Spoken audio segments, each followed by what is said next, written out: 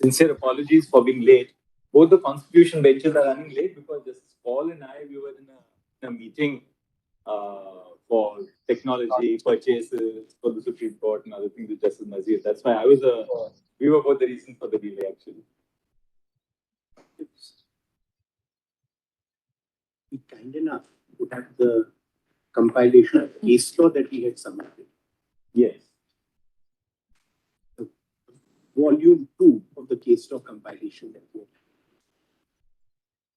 Correspondent number 4. Sir, we can't hear you. Your voice is Can't hear you. post lunch should be a greater. That's lack of enough food. Also with the live streaming, unless your voice goes in the mic, there might be a problem for the audio quality. My Lord, has this volume 2, which is compilation by respondent number 4. Yes. Title compilation of text. Compilation of judgments.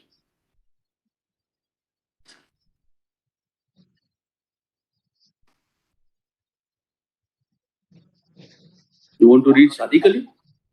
So, my Lord, this is the Constitution bench in Rajendra Singh Ram. Yes, last one.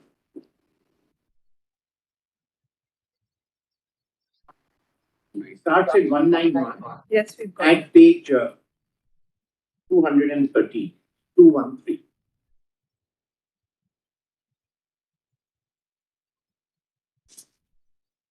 Whoever has done the bookmarking has done it very well. I must thank the young juniors who have done this exercise. Absolutely outstanding youngsters assisting us in this matter.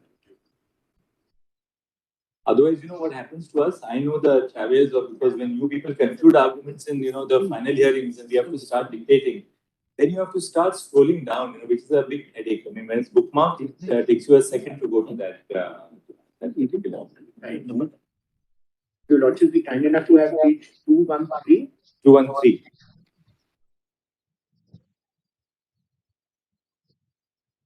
Rana is how many judges? 5. Something seriously wrong. Mr. Kaul, you had mentioned Sadikali that you'd like to refer to Rana and change the third one. Manani Swami. आपको platform है ना?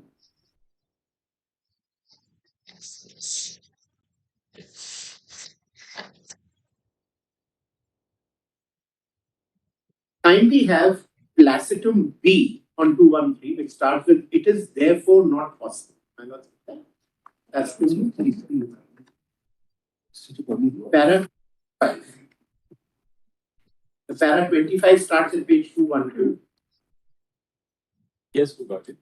It is therefore not possible to accede to the argument that under the 10th schedule of the Constitution, the Speaker has an independent power to decide that there has been a split or merger of a political party, as contemplated by paras 3 and 4 of the 10th Sorry, I didn't get this. I'm also Are you reading para 25. Para 25 starts at page 212. But it starts as in the context of the introduction.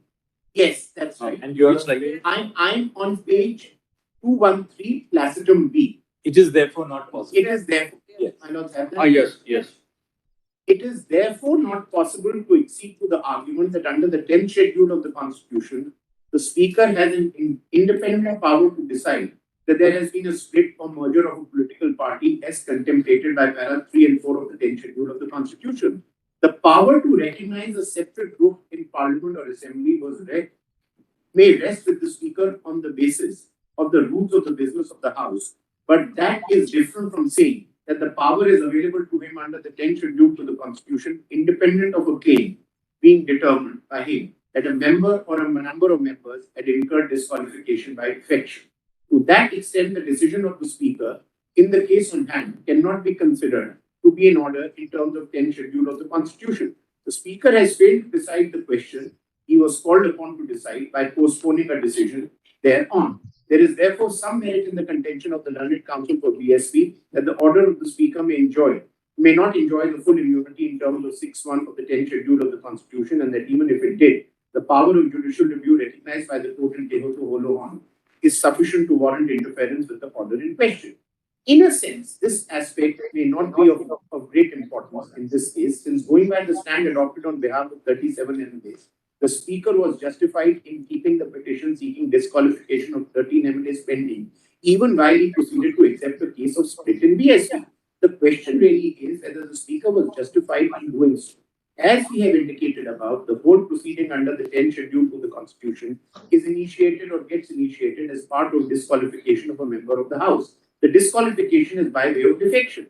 The rules prescribed by various legislatures, including the UP legislature, contemplate the making of an application to the Speaker when there is a complaint that some member or members have voluntarily given up his membership or their membership in the party.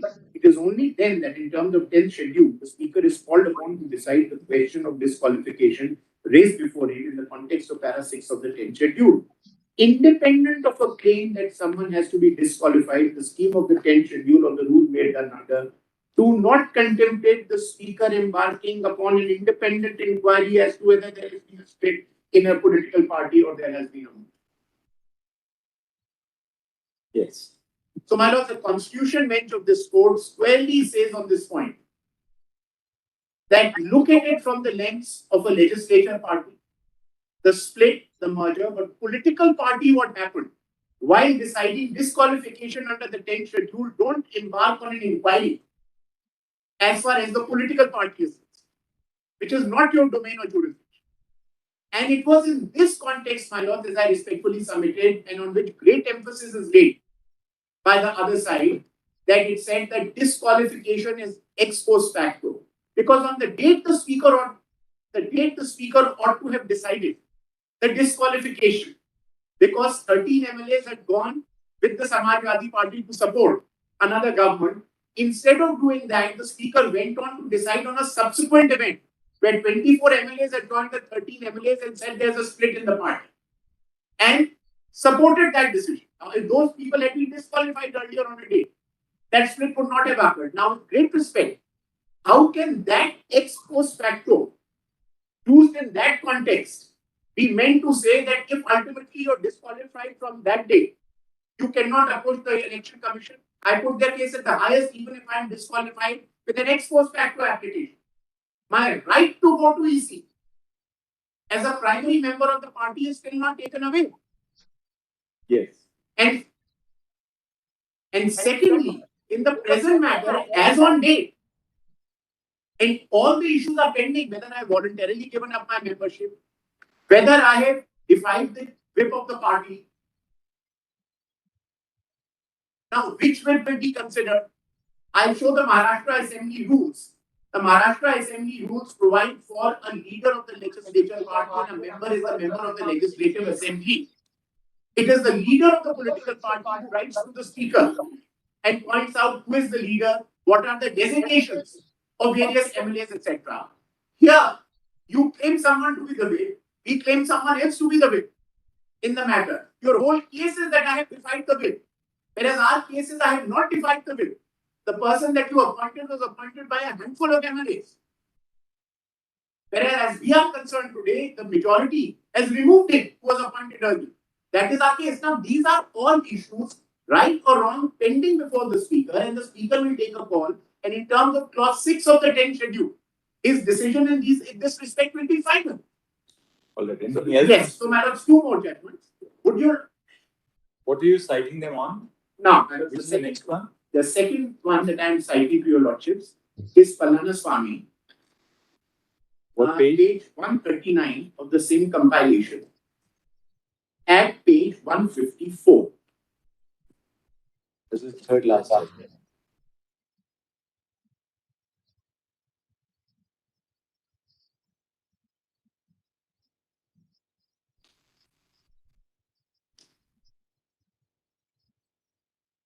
Sorry. Yes, paragraph 25 and 26.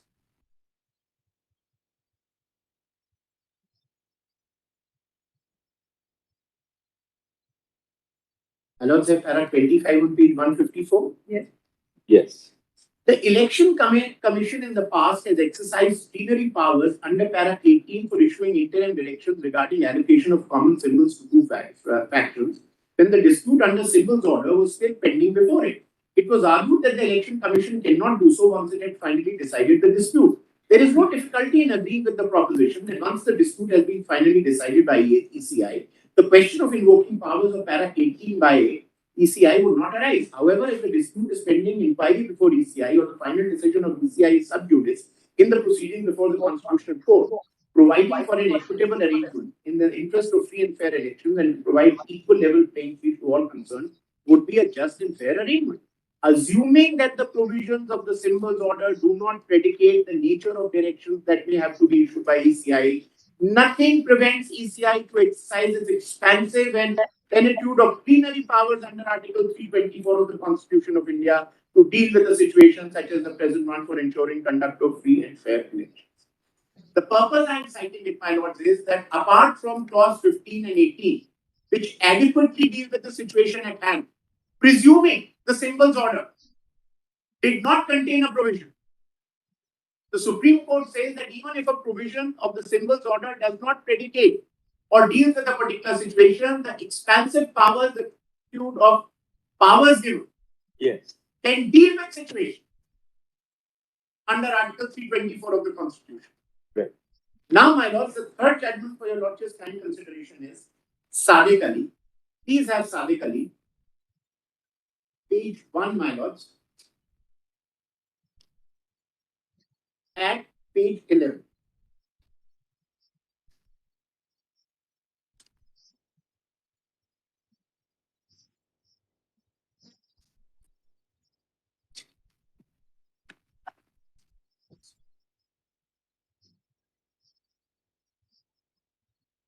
Para 20 on page 11. 1 minute.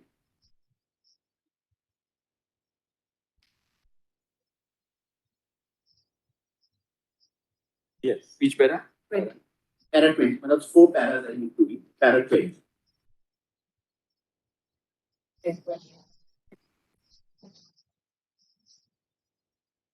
Starts with a perusal of different paragraphs.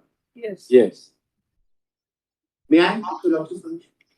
Perusal of the different paragraphs of the Symbols order makes it manifest that they provide, as is made clear by its preamble, for specification, reservation, choice, and allotment of symbols at elections in parliamentary and assembly constituencies, as well as for the recognition of political parties in relation thereto, and for matters connected therewith. One such matter is the decision of a dispute when two rival sections of both of a recognized political party claim to be that party for the purpose of the Symbols order. Para 15 provides for the machinery as well as the manner of resolving such a dispute. Now kindly have para 22 on the next page.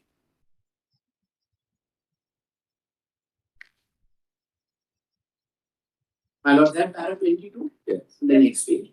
Let us now go back to paragraph 15. The occasion for making an order under this paragraph arises when the Commission is satisfied on the information in its possession that there are rival sections or groups of a recognized political party, each of whom claims to be that party. The Commission in such an event decides the matter after taking into account all available facts and circumstances of the case and hearing such representatives of the sections or groups and other persons as desired to be heard. And now kindly have the next paragraph, that is paragraph 23.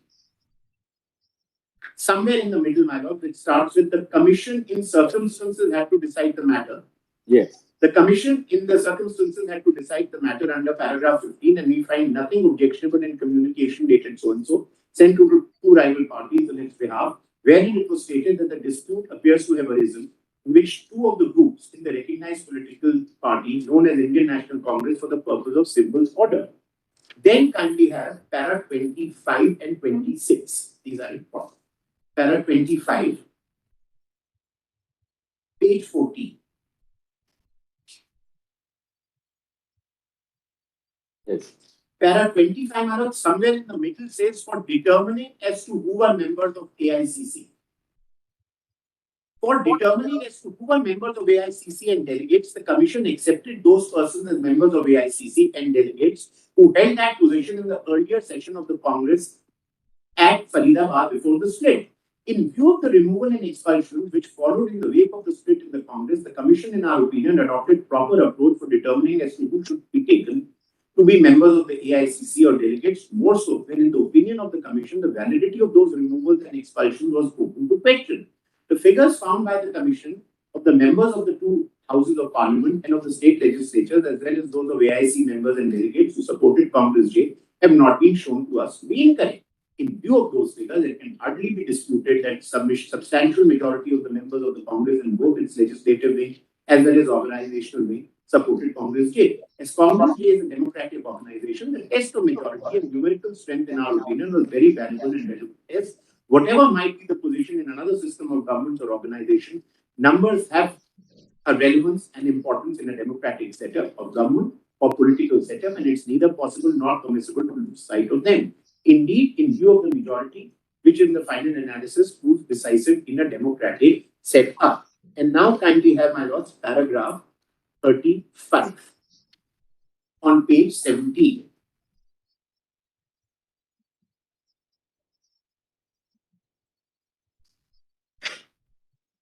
Paragraph 35, my lords, and the latter half starts on the right side with the commission in resolving this dispute.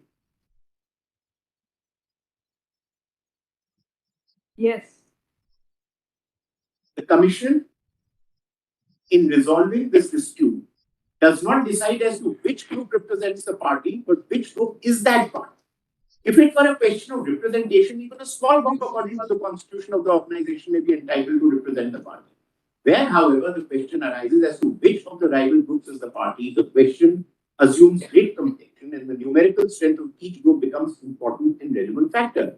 It cannot be gainsaid that in deciding which group is the party, commission has to decide as to which group substantially constitutes the party. And now kindly have paragraph 40, which starts at page 18. Kindly turn to page 19, my lords, because I'm skipping through the other parts since there's time. Please have para 40 on page 18, but kindly come to para 40, which continues on page 19. And about somewhere in the middle on the right-hand side, it starts with, if on the other hand, a dispute arises between two rival groups. And my lords have got that. If, on the other hand, a dispute arises between two rival groups or allotment of a symbol of a political party on the ground that each group professes to be that party, the machinery and the manner of resolving such a dispute is given in paragraph 15. Paragraph 15 is intended to effectuate and subserve the main purpose and objects of symbols order. The paragraph is designed to ensure that because of a dispute having arisen in a political party between two or more groups, the entire scheme of the symbols order relating to the allotment of symbols reserved for the political party is not set at naught. The fact that the power for the settlement of such a dispute has been vested in the commission would not constitute a valid ground for assailing the wiries of in striking down paragraph 15. The commission is an authority created by the Constitution and according to Article 324, the superintendence, direction and control of electoral rolls for and conduct of elections to parliament. Yes, Mr. Yes. So, my lords, my respectful submission is that Sadiq Ali in detail deals and says any dispute within the party, the entire machinery and jurisdiction is vested in the Election Commission of India. And one more argument flows from paragraph 25 and 26 is this, my lords, that they say that while determining majority, the date before when the dispute arose will be taken as the date, because after that there is a conflict. Now here, barely for you to get up and say you're disqualified, then they stand disqualified, they've given up voluntarily, the membership is of no consequence. Right, Mr. Right. Now, my lords, just two more judgments and I'm done. Which will not, I'll just get the citations. I The citation. I will not trouble your lordship with those judgments. The one is All Party Hill Leaders Conference versus W.A. Sanma, 1977, Volume 4, Volume 4, SCC 161. That's part of your compilation. I'm very grateful. Paragraph 37, 41, and 42. And my lord, what they specifically say is that a fraction of the judicial power of the state has been vested in the Election Commission of India. A complete machinery has been provided. And the Election Commission of India has the exclusive jurisdiction to decide all that it has been provided for, taking it away from the courts. That is the purpose. And lastly, my lord, is Kanhaiya Kumar. Kanhaiya Lal Kumar versus R.K. Trivedi, 1985, Volume 4, SCC 628, paragraphs 10 and 13, effectively, my lords, on the point that even after the deletion of clause 3, sorry, even after the introduction of the 10th schedule, my lords, discussion of Sadiq Ali, the other provisions of the 10th schedule, the symbols order was all discussed. And nowhere has ever the Supreme Court ever said or taken a view that with the coming in of the 10th schedule, the symbols order gets diluted in any manner whatsoever, or the jurisdiction of the symbols order gets diluted with the introduction of the 10th schedule. That's a judgment I'm leaving for your lordship's kind consideration. Now, lastly, my lords, kindly just have the provisions, just the provisions for a minute of the Constitution.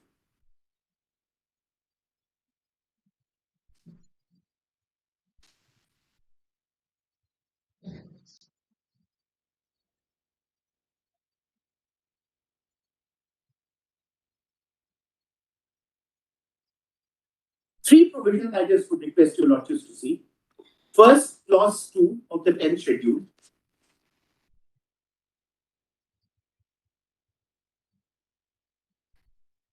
My lords have that. Subject to the provisions of 3, paragraph 4 and 5, a member of the House belonging to any political party shall be disqualified from being a member of the House if he has voluntarily gives up his membership of such political party, or if he votes or abstains from voting in such House contrary to any direction issued by the political party to which he belongs, or by any reason or authority authorized by it in this behalf, without obtaining in either case the prior permission of such political party, person or authority, in such voting or abstention has not been condoned by such political party, person or authority within 15 days from the date of such voting or abstention.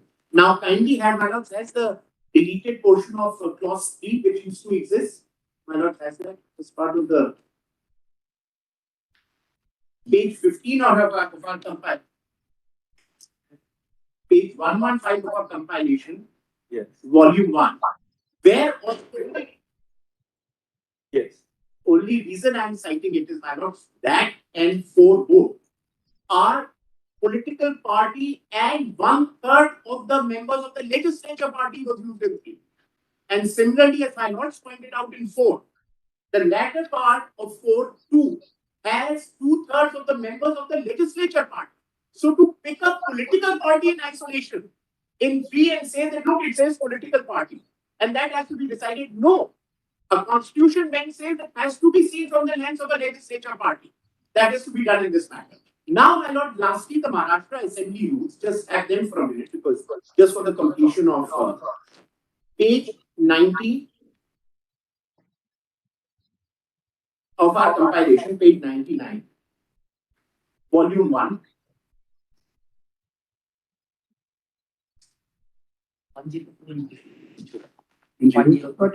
In the same.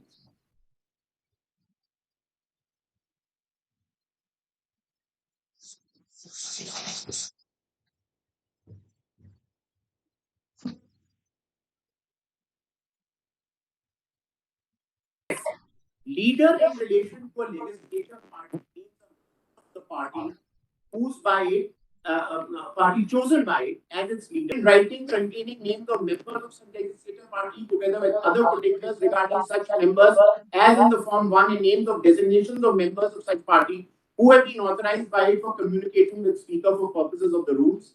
And then rule 3 subclause 4, then on page 102. Whenever any change takes place in the information furnished by the leader of the legislature party under sub-rule 1 or by a member under sub-rule 2, he shall, as soon as may be thereafter, and in any case within 30 days from the date on which such a change has taken place, or within such period as the speaker may, for sufficient cause allowed, furnish in writing information to the speaker with respect to such change. So the speaker always interacts with leader. Leader is the member of the house, and he gives all details of who's the whip, who's not the whip. Now, if there's a change of whip, the speaker will ask the leader. He's not going to go to a political party and conduct a vote who's the whip there or not. That is the purpose of this. And all parties understood it to be the same way, because whether we issued our official communications or they issued their official communication, they're all on the letterhead of the legislature party to say that the whip has been appointed. So to say, I'm very grateful, my lord, your lordship is very kind and thank you. Yes, Mr. Mangesh. Very briefly. The two relevant aspects of Lordship may kindly notice. And my Lord, since the time is short, I'm not going contention by contention and my Lord, prima facie case balance of convenience. We just supplement what my learned friend has largely asked. Two relevant aspects, my Lord, that the Shiv Sena had a pre-poll alliance with the political party of pre-poll alliance. I'm only leaving it at that, not making any submission as of today. There is a resignation by the then Chief Minister on the floor of before the test on 29th of June 2020. And that, Lord, in our respective submission from our side, was a conclusive evidence of losing the confidence of the House in him, and he chose to resign. Extremely relevant facts for even for prima facie case to be kept in mind, a pre-poll alliance and resignation by the then Honorable Chief Minister before the floor test is taken. Third, the no confidence in the Deputy Speaker, which came into existence in writing, expression whereof it came into existence in writing on 21st of June 2022, is achieved, the test thereof is achieved on the touchstone of Article 179C, because my Lord, a speaker can only exercise his function and jurisdiction if there is no lack of confidence in that office. If there is a lack of confidence in that office, he cannot proceed further because that is the requirement of 179C of continuous existence of confidence in that office. And my Lord, the floor test achieves both the purposes. The confidence in the leader of the House as the Chief Minister and the government, and the confidence in the office of the Speaker also simultaneously. So two orders were passed by Your Lordship, Lord. The first order on 27th of June 2022, giving time of 2 weeks to file reply to the show cause notice issued by the Deputy Speaker, was nothing but compliance with the principles of natural justice, because 2-day notice was given when the requirement under the rules is at least 7 days notice. Lordship may just make a note. I'm only on the broader submission and prima facie case. What is the nature and scope of the order which Your Lordship passed? So, my Lord, on 21st of June, there is lack of confidence in the Deputy Speaker.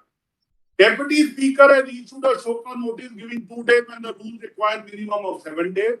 A writ petition is filed, and in the writ petition, Your Lordship passed an order on 27th of July by just seeking compliance with the principles of natural justice, not restricting any authority to not to discharge.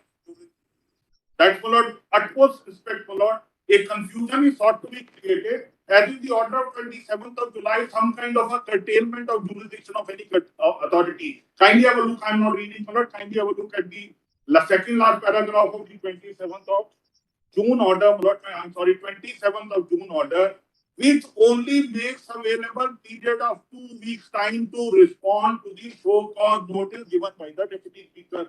Number 4, my Lord, the non-existent assumption on the part of the other side, no matter what reply you could have given, you are to be treated as disqualified on the issuance of notice itself. The lack of confidence in the office of the Deputy Speaker further gets strengthened by such kind of a contention that no matter what your reply would have been, you were deemed to be disqualified the day when they are representing Your Lordship should be treated as disqualified. Now, my Lord, kindly come to the document in volume 1 at page 82, my Lord, which are the 1968 symbol order, only 2 submissions on that. But the political party is not defined in the 10th schedule. Political party is defined in the 1968 order, Your Lordship has seen. But before that, my Lord, differences and dissent, which Your Lordship have observed on so many times, is a part of democracy in every sphere. Differences and dissent is also an essential part of intra-party democracy. The recognition, acknowledgement, and incorporation of that intra-party democracy, my Lord, and differences and dissent is, my Lord, in clause 15 of the order. Kindly have a look before I go to that. Page 82, my Lord, of this document, which is the symbol order. Volume 1, my Lord, of the documents on the filed by R4.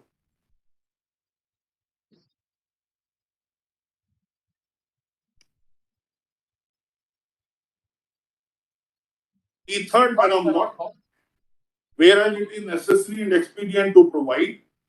And last line, my lord, recognition of political parties in relation thereto and matters connected therewith. So free, a very important, significant aspect of that is recognize political parties and the matters in connection therewith. Now kindly come to the next page. Subclause X, political party. And political party defined here because of the plenary jurisdiction to be conferred upon the Election Commission of India on the recognition and incorporation of the principle of intra-party democracy, clause 15. Now, political party means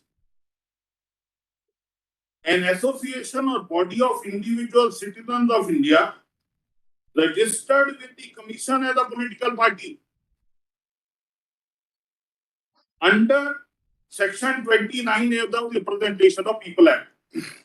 Now, my lord, various powers have been conferred upon the Election Commission starting from clause 14. Kindly have a look at that, my lord, page 91.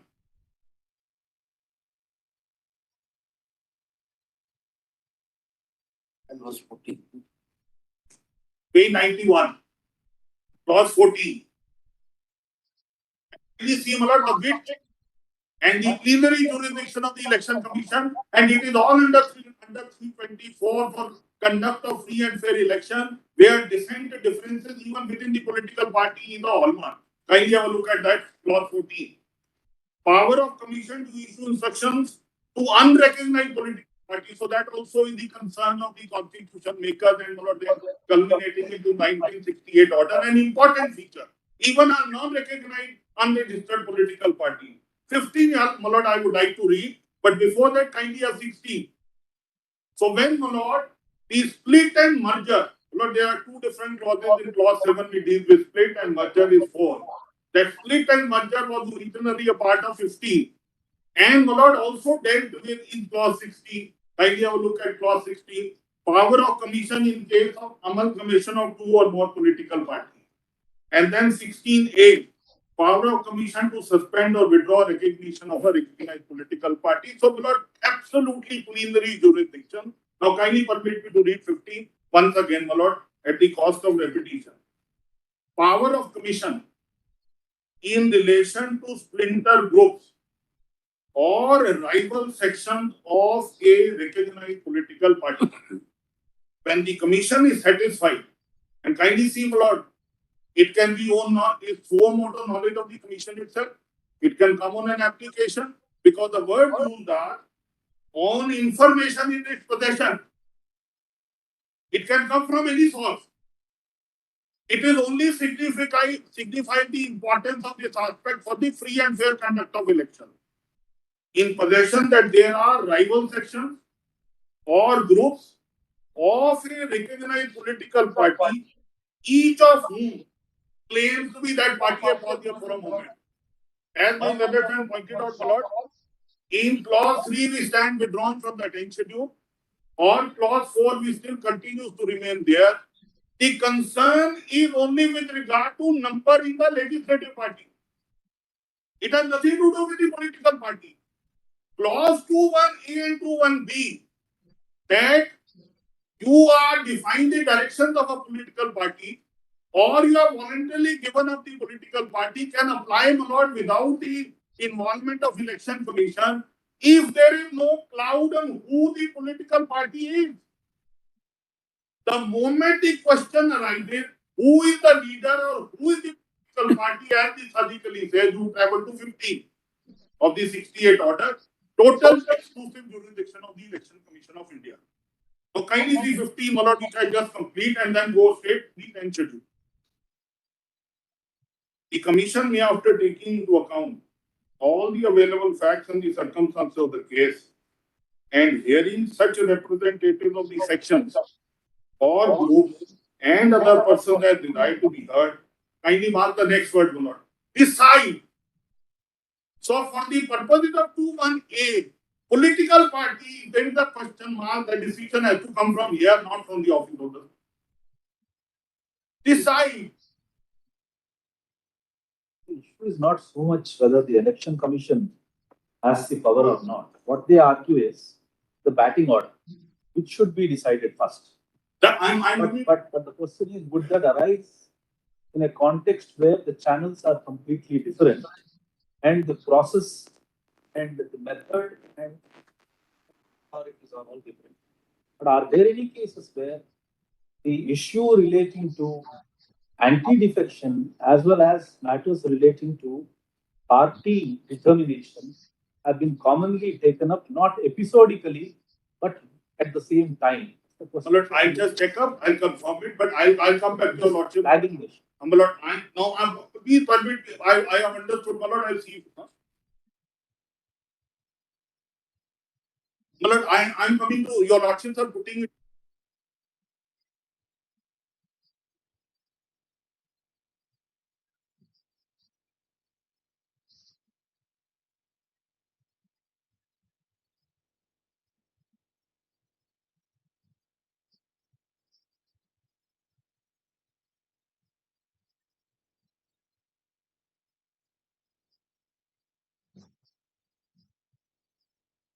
I'm sorry. Yes. Lord, your lordships are putting it to me that in which order these two issues to be decided, because let us assume that the two issues does arise, that who is the leader of the party and whether that incident of disqualification has taken place or not. If these two issues are to be decided, it must be decided first. That's what your lordships are wanting to know. My lord, my respectful submission is this. I will go to straight away to 1A and to 1B of the 10th schedule in a moment. My lord, what I was reading here is the decision who is the political party, who is the leadership, who has to give direction on behalf of the party, in the name of the party. That decision can only come from 15. Now I'm not only see the 10 sheet, but before that, kindly come to page 8 and page 10 of this compilation one. Because if this is the position not taken on oath before this honorable court, where the writ petitions are filed on daily basis on every event taking place, after this position is taken up by the other side before this honorable court, ground D, my lord, I want to read only 4 lines and ground next page, page 10, para 36. Then, my lord, therefore, a contradictory position by filing a writ petition would not have been agitated, and that is the reason why no writ petition, quasi-election commission jurisdiction or election commission proceeding is not filed. Ground D where? Ground D at page 8. And this is My ground lord, that pages are at the bottom. On the top, there is some page 38, but the running page of this compilation is page 8 and page 10. This ground D, Mr. Maninder Singh, this ground in the writ is petition. part of the writ petition. Writ petition filed by them. There are. No, my lord, your lordship must know, my lord, that on every event taking place after the floor test, they were filing writ petition. They have taken this position in this writ petition where there is no question on jurisdiction or proceeding further of the election commission. And they have taken this position. Kindly permit me, the last 5 lines in para D. Who is the Shiv Sena? Who is the Shiv Sena? The moment this question comes, my lord, it is also our common case. Exclusive jurisdiction is of the Election Commission of India. And they said so. And once they said so, my lord, there was no occasion for them to file any substantive writ petition questioning that position, because they can't live with the inherent contradiction in their stand. Now, my lord, if that is the position, will your lordship permit an interim application to be filed in some other writ petition? Kindly see who is the Shiv Sena. That is the domain of Election Commission. Admittedly, recognition of Shiv Sena and leadership by so and so has been endorsed by the Election Commission, and there is no dispute. Now, kindly see para 36, page 10, next page. This is a part of the rejoinder, para 36. After our stand was filed to this writ petition, they filed a rejoinder. So, original position is the moment question arises, who's Shiv Sena? Election Commission. Kindly see 36, third line. If the delinquents were so keen on a change in party leadership, they ought to have approached the Election Commission in the first place. So what did I came for? I came for extension of time, which is in violation of the rule only 2 days, and I asked for 2 weeks. 2 weeks is granted by your lordship. Compliance of natural justice. That has nothing to do with either the office of the Speaker or the Election Commission of India. All right, Mr. Mandar. Yes. Let us Only hear 2 the- minutes. Kindly come to 2. Kindly come to 2, but the 10 schedule. 10 schedule. Only about 2 minutes and I am done. All judgments are cited. I have nothing for this hearing. But kindly come to 2-1. There is no political. Mr. Maninder Singh, it is read and re-read and re-read. Only 1 minute I will take, Malad. You are not. Otherwise, we will have to hear Mr. I will just clear it in 1 minute, Malad. 2-1A. 2-1A and 2-1B. Malad, the last word of political party, and Malad, in the contrast in clause 3.2, which is deleted, and clause 4.2 of the merger and Malad, the split, it's legislative party. Now, Malad, in this, who is the political party and who can issue validly in law direction to the political party? Unless that question gets decided, there is no ambiguity in that regard. Speaker has no jurisdiction. And that is why the order is that once such question arises, EC will decide first. And that is their writ petition. Ground D and para 36 in rejoinder. Grateful, Malad, I am deeply obliged. Thank you. Yes, we did, Nani. Very brief. I realize your lordships are very keen to hear a detached voice rather than partisan interest. So I'll just state my proposition. My learned friends have dealt comprehensively with the distinct jurisdictions of the Speaker and the Election Commission. One decides disqualification of MLAs in the House. The EC decides intra-party disputes. Now, the question of disqualification, and what instance I hope to answer my Lord Narasimha's query. The question of disqualification under the 10th schedule is governed by a mandatory procedure. Particularly, there has to be a notice, a hearing, rules of natural justice, and a reasoned order. Although there is no concept of potential or deemed disqualification. It has to be actual, not a deemed fictional one. The entire case of the other side, trying to link disqualification with intra-party disputes, is based on a disqualification which has never happened. There is no such question of a deemed disqualification. That fiction is the fiction of the other side.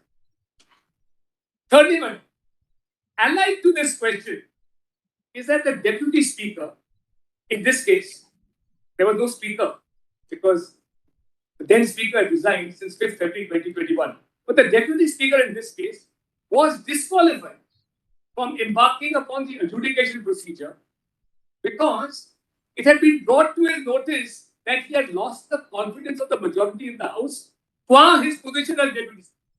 Now, my lord, this is not just Navam Various case. This is actually a mandate that when your own position as deputy speaker, i.e., the adjudicator of disqualification, is under question, then it is not just Navam Various, they amplified it.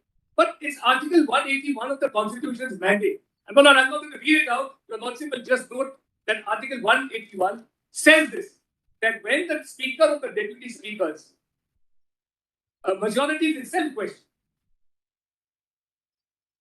he must desist from the adjudication process.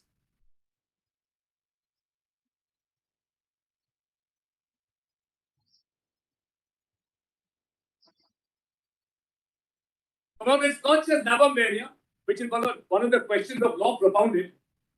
Navam Various does say so. And we're having a second look at it, but also Article 181. And we've got two more propositions. Yes.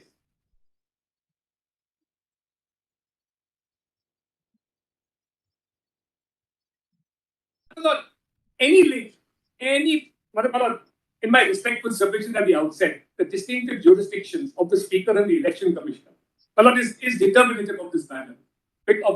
That's almost conclusive. But my lord, any possible link between disqualification and the power of the Election Commission to deal with inter-party disputes has been snapped by the very important event of the Chief Minister resigning on the 29th of July 2022. On that night, he resigned. Sorry, 29th July. June. Sorry, June. 29th June. I'm so sorry. 29th June. Now, my lord, when that happened, a government fell. Nothing that happened thereafter, after he resigned, was a consequence of what happened previously. When the Chief Minister resigned, what kicked in was a process which was obligatory on the governor of the state. The governor had to then decide whether he could find a stable majority, which in turn necessitated discovering that person who commanded a majority of the house, and that person could therefore offer a stable government. That the governor proceeded to do. And because this is the mandate of Rameshwar Daya of 2007, I'll give us the citation. Rameshwar Prasad. Number one, in that judgment, the court said when the governor is setting about the task, and it's paragraph 161 in particular, what you just know, when he is setting about the task, his constitutional obligation to form a stable majority, he has not to be deterred by any questions of potential disqualification. So the governor did that, and a new government came into existence. Now, my lord, when a new government comes into existence, a stable government, one more article kicks in, and that is Article 178. Please see that.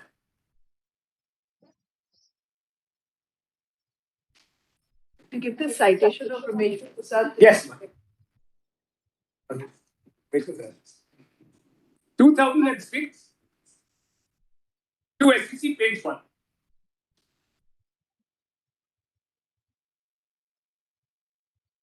As the State Assembly of a state shall, as soon as may be, choose 2 members of the Assembly to be respectively Speaker and Deputy Speaker thereof, and so often as the office of Speaker or Deputy Speaker becomes vacant, the Assembly shall choose another member. Now, on the new government being formed, an election was held for a new Speaker. This was the mandate of 178. A new Speaker now has taken, and he took office after the vote. They participated in that vote and they lost.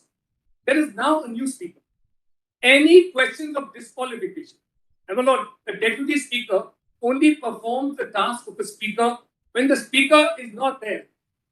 Once you have a Speaker, any question of disqualification now goes to the Speaker.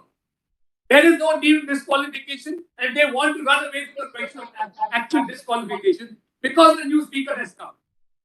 So, in short, my lord, I would. Thank you, Mr. Datar. Just one question of Justice Narasimhan. But there is a judgment of the division bench, a recent judgment of the division bench, which goes into this between 10th schedule and the election commission. It's a division bench Of of the Kerala High Court. what is the citation? Yes. Okay. It's in the compilation. It's 2021 4 KLT SN 33, page 51. But it's an I compilation and it's judgment number 7 in our compilation of it. Particularly paragraph 76, the last paragraph, it's the one case which decides both the issues. It's the first case I've seen where both the disqualification as well as the inter-party dispute was concerned, and the impact of each. Mr. Solicitor, you want to? Sir, only 5 minutes because Yeah. I appear for the governor. My lord. Therefore, my role is different. My lord. In my role, my lord, I have already played, and if required, my lord, I may play. But only question your lordships in the today's hearing required to answer is this. But when Article 324 was framed, just giving a little background, and 5 minutes is broadly outer.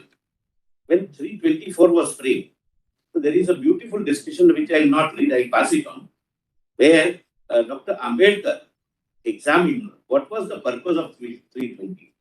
And one of the main purpose was that certain political questions may arise as against the constitutional questions. And those political questions, there has to be an authority who, apart from conducting election, will also decide. And that is the election commission. Your lordships would also not possibly be able to go into the political thicket in case of president rule, etc., in a different fact situation which is not arising. The only question, my lord, which needs answer for the today's limited hearing is, can your lordships take a call whether this faction is right or another faction is right? That answer, my lord, will decide today's hearing. Answer in my respectful submission, no. This is essentially a political question. There are rules framed by the Election Commission of India as to how that question is to be gone into and decided.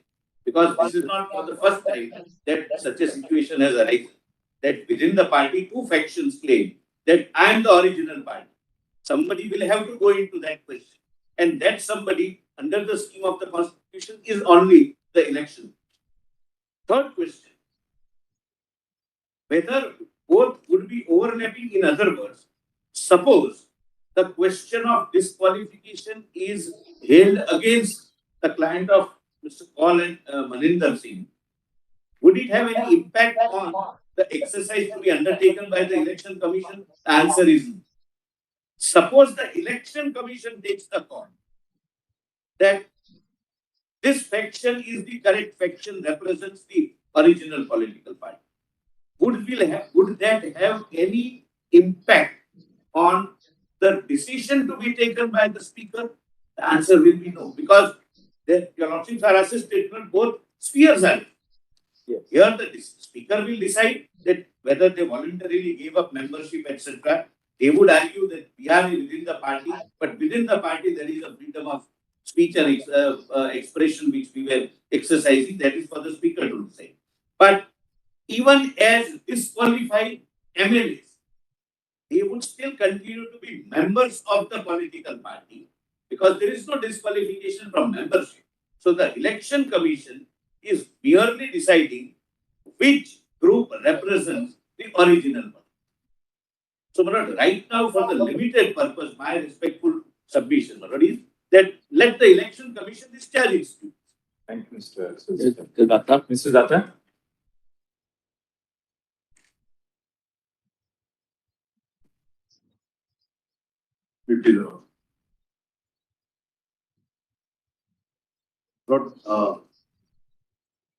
My submission is already are that the functioning of the Election Commission is completely different and independent from the role of the Speaker in the scope of the 10th schedule. In fact, Lordship sees the 10th schedule. The heading refers to C Articles 102 and 191. We'll have to first go through that. Lordship just takes 10th schedule.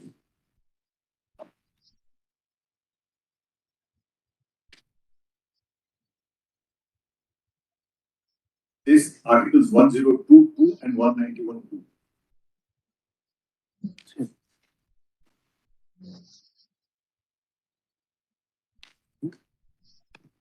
Yes. And bro, since we are referring to a state assembly, I will confine myself to Article 191.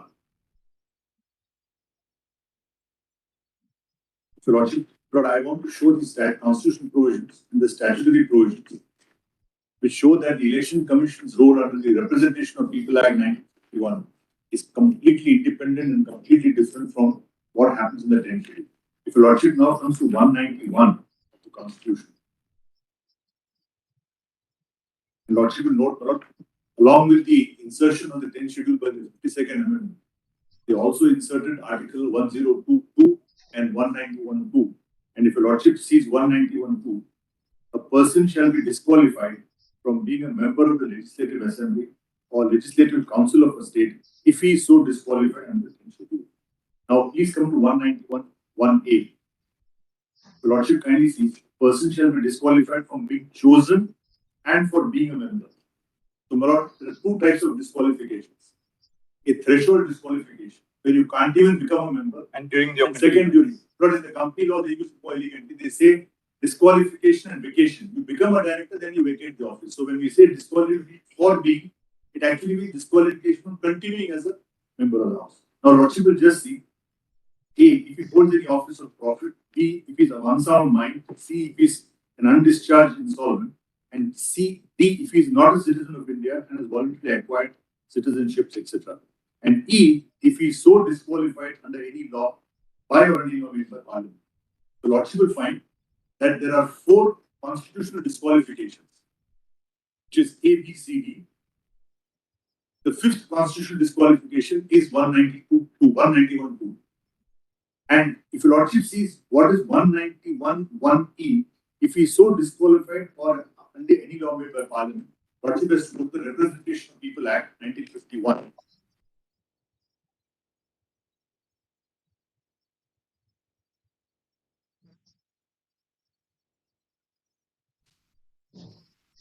But I will be basically referring to the Constitution and the Representation of People Act, so Lordship will just keep these bare accents.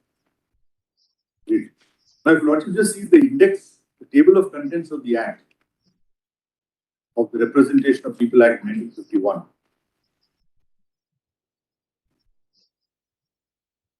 My Lord will find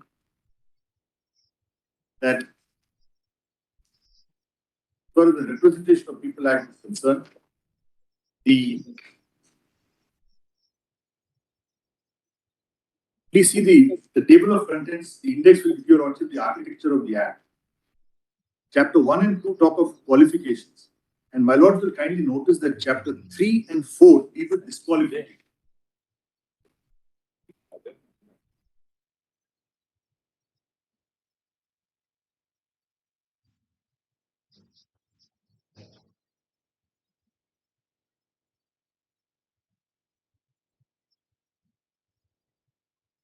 Yeah, it's a very small act. I just, in an order yesterday, we said 50. I just told him I had a recollection that I did Yes. 50. In fact, the statement office and reasons say that 50 Act is very short, so we have to expand it further. Yes. So, Lordship will kindly come to chapter 3, just the headings. Definition, disqualification for conviction, disqualification ground of corrupt practice, disqualification, etc., etc. And chapter 4 is disqualification from voting, where you are a member but you can't vote. Now, what I'm submitting is, Yes. the Parliament and the Constitution has consistently made the difference between what are disqualifications under the Constitution and what are disqualifications. As far as the Representative People Act is concerned, the authority to decide is the Election Commission. Actually, I'll come to 191. The President will decide, but he will take the opinion of the Election Commission. If your Lordship now, so the point I'm making is, the disqualification given in the Representation of People Act 1951 is a completely different thing. The role of the Election Commission, being a constitutional body, is clearly demarcated, and it is neither hedged nor restricted by the 10th schedule in any manner.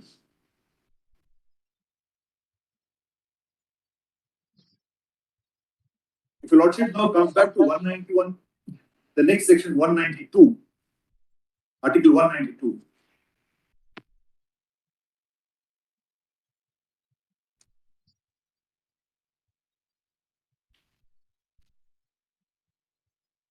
Yes. If any question arises, 192. And Lord, this is equal to 103. Lord, just makes a note. Parallel provision Parliament is 113. If any question arises as to whether a member of a house of a legislature of a state has become subject to the disqualification mentioned in clause 1 of Article 191, the question shall be referred to the governor and his decision shall be final. 2. If before giving any decision on any such question, the governor shall obtain the opinion of the Election Commission and shall act according to such opinion. So, disqualifications in clause 1, there are constitutional disqualifications plus under the Act. These are decided by the governor, but he will take the opinion of the Election Commission. Now, yeah, and Lordship will kindly note the governor shall obtain the opinion of the Election Commission. So, he has to. So, the Act very clearly demarcates the role of the Election Commission as quite distinct, separate, and the parameters are prescribed. Now, let's go to the 10th schedule.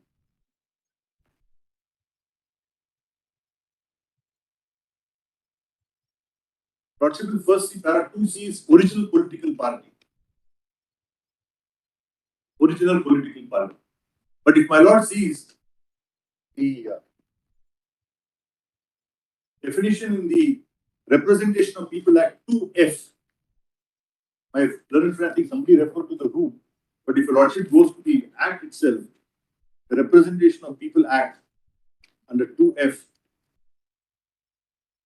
Political party. political party means a political party which is, once again, this opens into the 50 Act. Mr. Maninder Singh referred to that.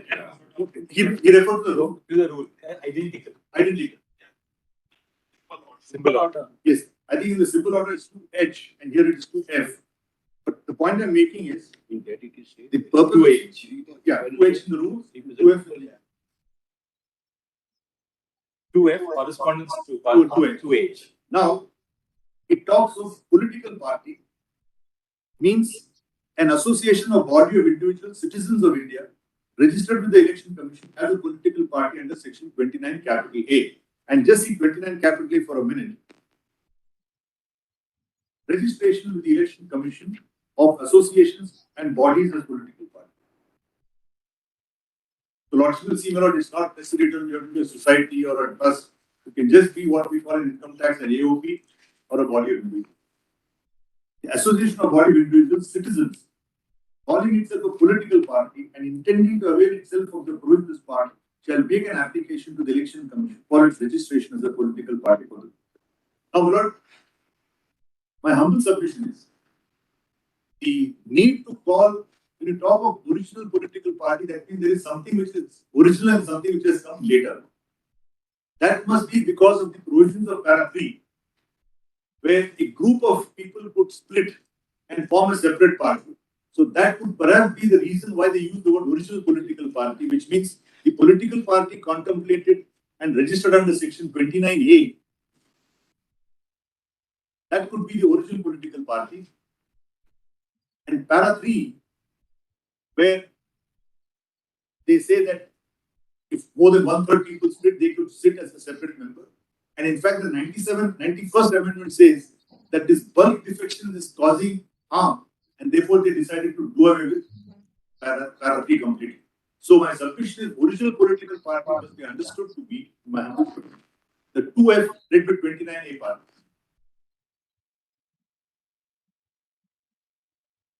That is the party which is registered with the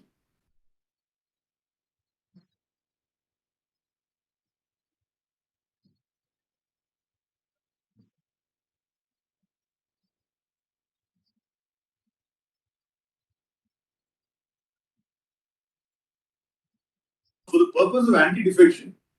They said that even if more than 1/3 members go, it will not amount to a defection. That has been done away with.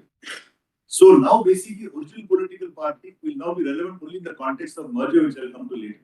But for the purpose of us, that's the meaning of original political party. Now what is legislature party? Legislature party means, Lordship sees the constitution.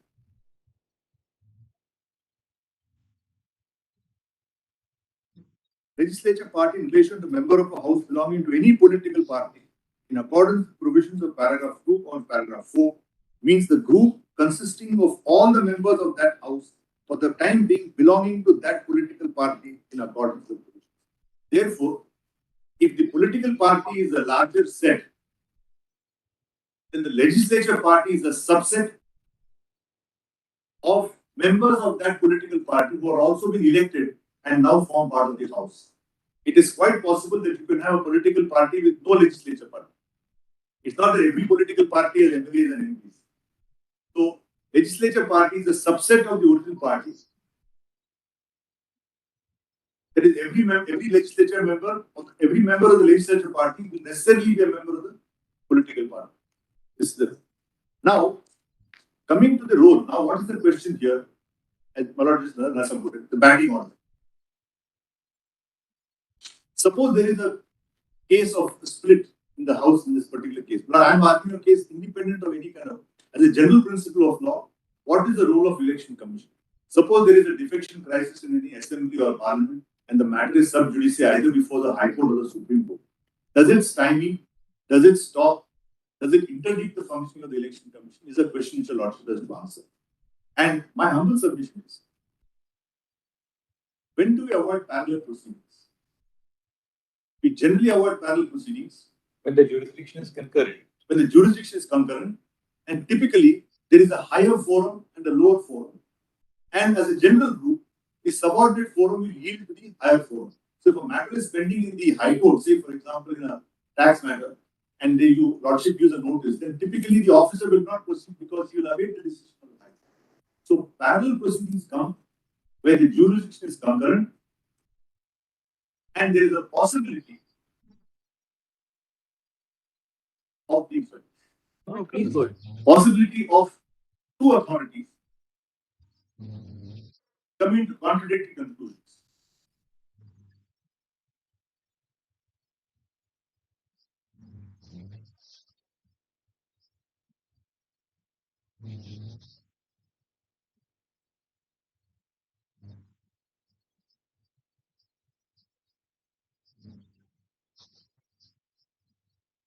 The second point I would like to Lordship to kindly consider, 10th schedule is legislature or member specific. Regulation 15, para 15 of the symbol order is party specific.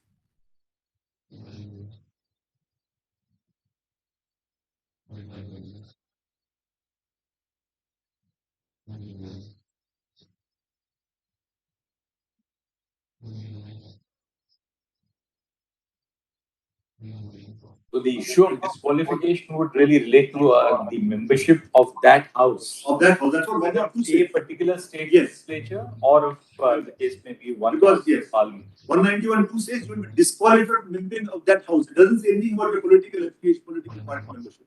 Para 15 is really agnostic on Yes. the legislature, because Yes. that is irrespective of whether there is or there is not any In disqualification. fact, I mentioned that political party may not have any member of a particular house also, or it may have members. So what we are concerned is, now if your Lordship sees the what I call the structure of a 10th schedule, first one is definition, 2 is the substantive, what is disqualification, 3 and 4 are exemptions to that disqualification, that is 1/3 member and merger. So 2 is the bar, the disqualification, 3 and 4 are exceptions.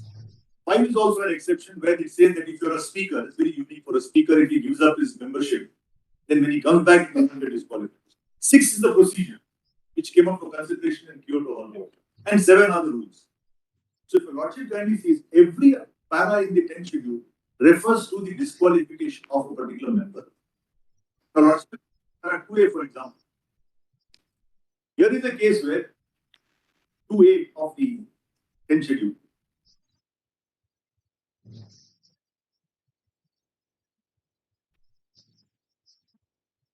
I'm trying to say, Manoj, that the fields are completely different. The territory is completely different, so to speak. Manoj kindly comes to 2(1)(a). A person who has voluntarily given up his membership. Now, Manoj, it is absolutely common sense that if a person is given up his sense, he's now going to file an application in clause 15 of the symbols order. People who come for the symbols order are saying, look, we are in this party, the rival group is in this party. Please decide who's the real party. So 2(1)(a) will never apply. What is 2(1)(b)? You violate the whip. So the role of disqualification is basically a person who gets elected on a particular ticket, then leaves the party and comes to it, then you get disqualified. The only point really, Mr. Datar, is that the issue of giving up the membership of a political party within the meaning of 2(1)(a) Yes, is not confined to your activities within the house. yes. In my submission, Lord, I would submit that will partly depend on, because what I'm submitting is, if a Because Lordship voluntarily giving up the membership of a political party is not confined to what you do within the folds of the house. Unlike 2(1)(b), which is votes or abstains from voting in the house. Yes. But 2(1)(a) is much broader. True. Voluntarily gives up membership of a political party. No, I'm sorry. I absolutely no And problem with that. therefore, the speaker's power to determine that is not therefore confined to what takes place within the fold of the house. Lordship will see there are case laws which say, what is the meaning of voluntarily giving up membership? There are judgments which say, a particular member of party X has attended all the meetings of party Y. He has participated in the functions of party Y. Then has he given up his party or not? So in some cases they say, yes, it's amongst giving up membership. But that's really outside the scope of this reference. That's why so if you say voluntary, Lordship is right. That's why under clause 6, the speaker is called upon to say that Mr. X He attended the rallies of this party. But the reported judgments are there, I can circulate them. He attended the rallies of this party. He attended the meetings of this party. He was seen in this particular party. The Supreme Court has said no, but his name is still continuing in the register of members, therefore he has not given up. In 2 cases, they said this itself indicates that he has given up his membership. So is it it can be impliedly giving up also, physically actually giving up also. But what I'm submitting is, But one thing is very clear that 21A as well as 21B is member specific. a member specific. 15 is not in that sense member specific. It deals with a faction as to whether a particular faction represents a political party. Now, Lordship will come. It refers to a collective group as to whether that represents a political Now, Lordship will come. Yes. So, Manoj, what I'm submitting is, Para 15 basically refers to the collective right, the collective party. Who is the real party? And if your Lordship now comes to Para 15, which your Lordship saw a number of times, I will go through it again. And if your Lordship has seen Sadiq Ali several times, I won't repeat it. But the first 2 paragraphs are very interesting. How did this problem straight away come about?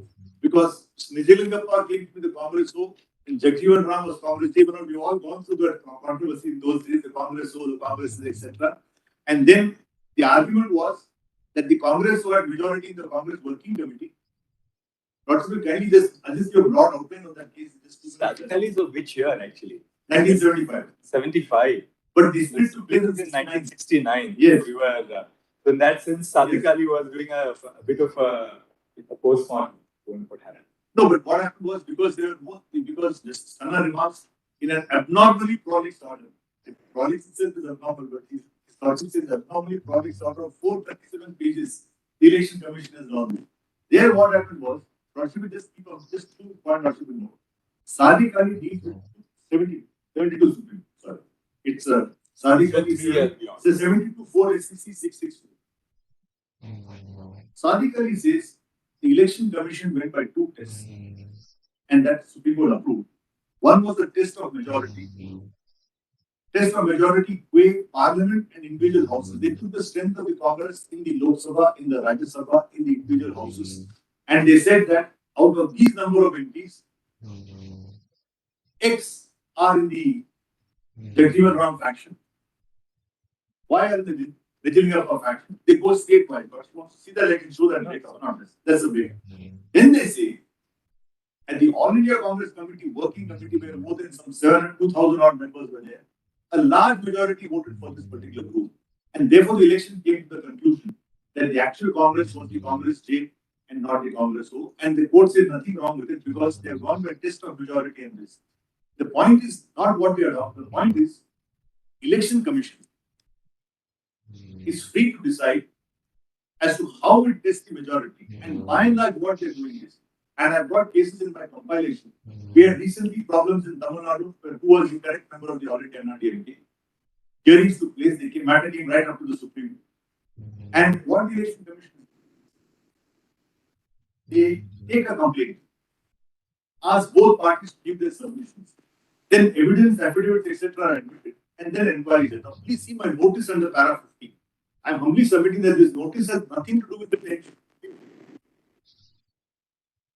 Chapter 5.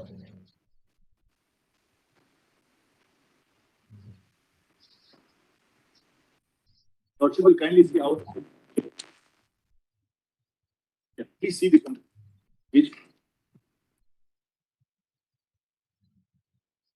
Please see my notice page. No. The notice section 15 notice. 44, page 44. Yeah. Lordship will see para 40, page 44 of R4's compilation, volume 1. 22nd July 22. Documents. Yes. Document number 9. My lord is gone. Document number 9. What is it? What It's is in the it? Sadiq Ali compilation. No. It is the compilation of respondent number 4. Volume 1, respondent number 4, compilation of documents and rules. And this is document number 9. Notice Yes. of 22nd. 22nd, your my word is right, 22/7/2022. Page number? Page 44. So the pages are coming at the bottom. Yeah, we have got total 118 page. Yes.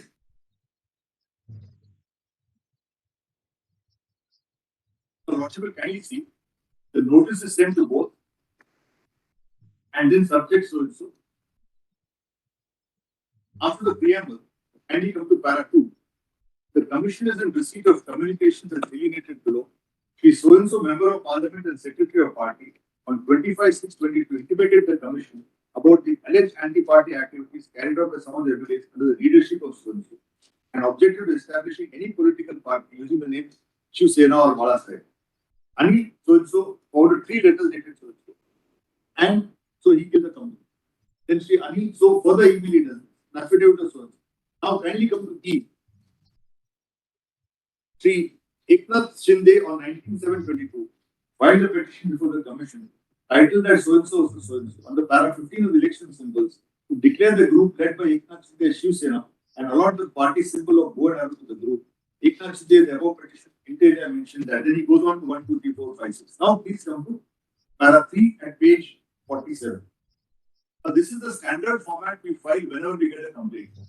We say who has made the petition, what is the gist of this complaint, what is the other side. Please come to para 3. Para 15 of the election symbols and reservation allotment order 1968 provide that when the commission is satisfied on information, your lordship see para 15, I won't read it again. On due consideration of the totality of information available on record with the commission as summarized above, the commission of this of opinion that there are 2 rival groups in Shiv Sena party, one led by Uddhavji Balasaheb Thackeray and the other led by Eknath Rao Sambhaji Shinde. Each group is now claiming to be the party, and therefore the matter requires a substantive determination by the commission under para 15 of the election symbols. In order to place both the rival groups on even keel and to protect their rights and interests, and going by the past precedents, the commission has directed the documents submitted by the rival group be exchanged and the reply written submissions be invited from the 2 groups. The steps envisaged under para 15 proceedings prior to the hearing rival groups they require both rival groups to submit the respective documentary evidence of the support claimed by them, the organizational and legislative wings of the parties. Accordingly, Commission has directed both the group to furnish written submissions and their respective documents to support their claims by 8th August 2020. But when the matter came up, I told the court that this is just the first step. There is no need to stop me. Let all the inquiry go on, inquire the matter. But then the court said, please furnish documents you asked for. Now, if your lordship sees the notice, it has got nothing to do with the membership of any person of the party or of any house. There is an MP or an MLA.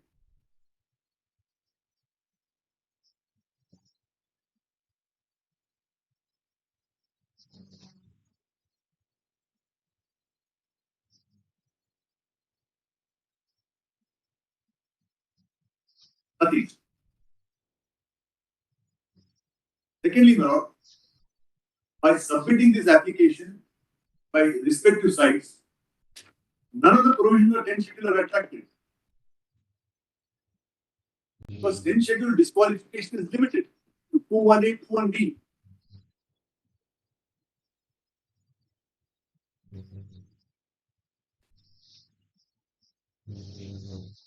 So my submission is, as somebody mentioned, para 15 is like the inner party democracy. Suppose as the party grows, there are bound to be groups, bound to be factions, and ultimately who claims superiority? There is no floor to test the house. So only way election can do is to get documents, get affidavits, listen to the parties, and then decide. Now, Lordship will just see how we have done it in one case from Tamil Nadu. Is that Anna DM? I don't think we need to go into the issue. No, what I'm saying is, because Lordship will see, number of advocates have appeared, numerous documents have been filed, hearing has been conducted. Yeah. So, Datta, you have already said so in your paragraph 3, the Yes. procedure to be followed by the election commission. You have already stated so. Thank you, Mr. That- Datta. So my humble submission is not only in this case, but as a general rule, my humble submission is, whatever happens on the floor of any particular house of parliament, that will be completely independent. It will not impact the function of the election commission in any case at all. Two things can happen. Either Lordship may allow the petition or dismiss the petition. result of the para 15 order will be completely independent of that. Whether a person is disqualified or not disqualified. He doesn't cease to be a member of the political party. And we have to go by the majority of the members of the political party, not of the legislature party.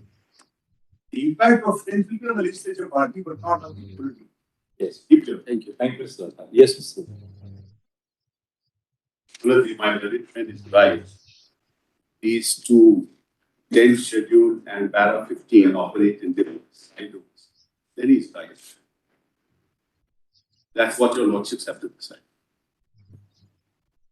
My lord made a very important and significant comment. A lot of these issues in respect of voluntarily giving up membership of the party doesn't happen in the house. You go to Gujarat, hobnob with the opposition. Then you go to Guwahati. From there, you are sending notices. Then you accompany the leadership of the BJP to the governor. All this is not within the house. All this is outside the house.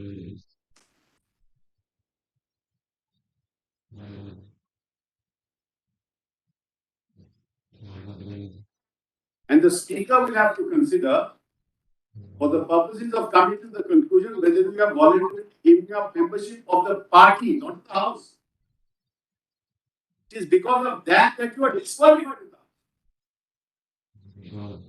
Giving up membership of the party outside the house amounts to disqualification within the house. You can't say one is different from the other. What happens in the house is unrelated to what happens outside the house.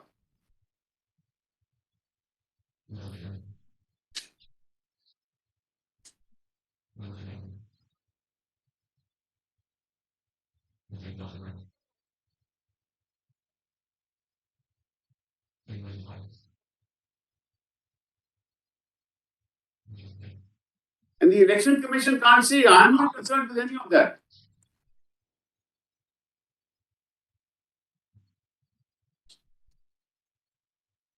Number two, Manoj, in paragraph 21B, if you vote against the whip, you will be disqualified not just under 21B, but also under 21A.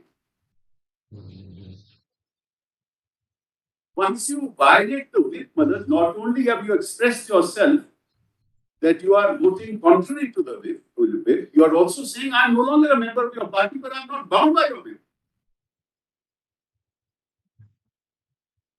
That's the constitutional position. With the greatest respect to my learned friends, Manoj, they are completely misled, Manoj, the decision of this court in Rajendra Singh Rana. Let me just give you a notice briefly what it was.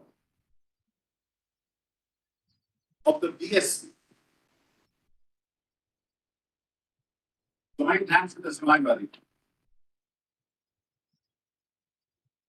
Now, there were 109 members of the House. The speaker gave notice, nothing. He did nothing. After a few weeks, 24 more of them joined. So they became 37. Then the speaker said, this 37 is 1/3. And because this 37 is 1/3, therefore they are elected under the 10th schedule, because at that time paragraph 3 was there. This court said no. You have to decide on the day when 13 members went to the speaker. But at that time, not 1/3. The speaker wrongly allowed 1/3 to develop to give protection to the 10th schedule under paragraph. Therefore, the disqualification relates back to the time when the 13 members of the speaker. That's one part of it. My religion is completely wrong. That is unrelated to the issue of giving up membership of the House. When paragraph 3 was, before it was deleted, very interesting. It is integrally linked with the political party. And we see our compilation of statutes to this.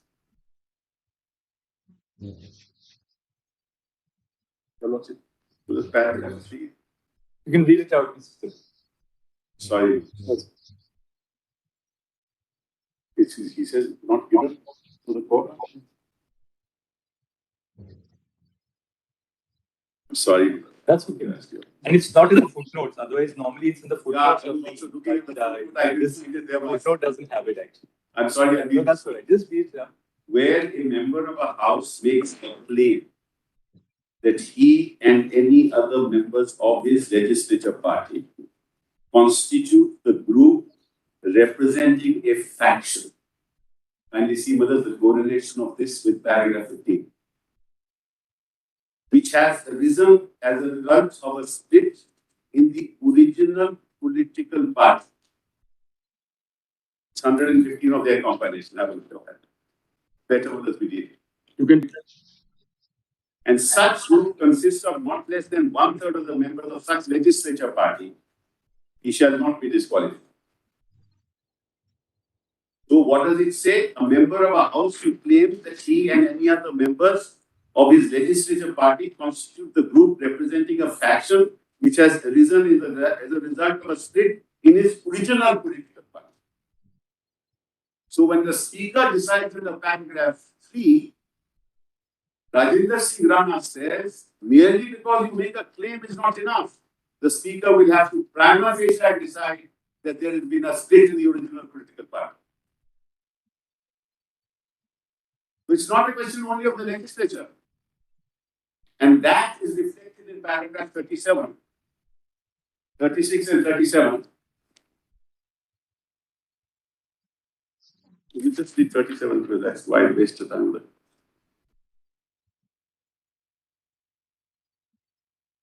This is 1074 SCC model I have. In their compilation is 192. Para 37. I'm reading 36 and 37. 192 models probably.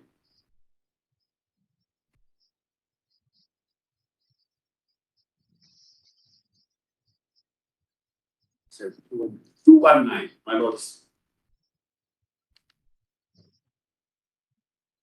Verse 219, they are quoting Jagdeep Singh Miller's paragraph 69. The lords, my lord, just it's in italics, not in italics, but in intention. My lords have that. Apart from the above, the acceptance of the contention that only a claim is to be made to satisfy the requirements of paragraph 3 can lead to absurd consequences, besides the elementary principle that whoever makes a claim has to establish.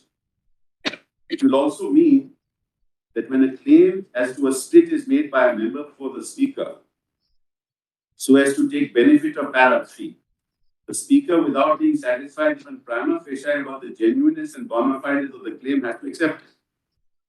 It will also mean that even by raising a frivolous claim of split of original political party, a member can be said to have satisfied the stipulation of paragraph 3.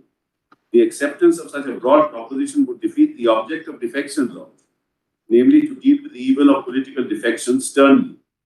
We are of the view that for the purposes of paragraph 3, mere making of claim is not sufficient. Prima facie proof of such a split is necessary to be produced before the speaker so as to satisfy him when such split has taken place. This is contrary to what my learned friend argued, completely contrary. Now see 37. Thus, in the above decision, it has been clarified that it is not enough that the claim is made to have a split in the original political party, in addition to showing that 1/3 of the members of the legislative party have come out of the party, but it is necessary to prove it at least prima facie. Those who have left the party will have prima facie to show by relevant materials that there has been a split in the original political party. And my learned friend argued that no, in Rajinder Singh Rana, they have said the original political party is not concerned with the split in the legislature. It's just the contrary. The argument, therefore, that all of the 37 MLAs required to do so was to make a claim before the speaker that there has been a split in the original political party, and to show that 1/3 of the members of the legislative party have come out, and they need not produce any material in support of the split in the original political party, cannot be accepted. The argument that the ratio of the decision and Jagdeep Singh revised to be reconsidered does not appeal to us. even going by Ravi Naik, it could not be said that the learned judges have held that a mere claim in that behalf is enough. Now, what's important here, and this is the significant part, having done away with paragraph 3, now consider the consequence. Now there is no question of majority minority. There is no question of 1/3, 2/3. You have to abide by the discipline, and the only defense is paragraph 4. To say, therefore, the whole argument is that I am 40 or I am 30 or I am 20 is neither here nor there.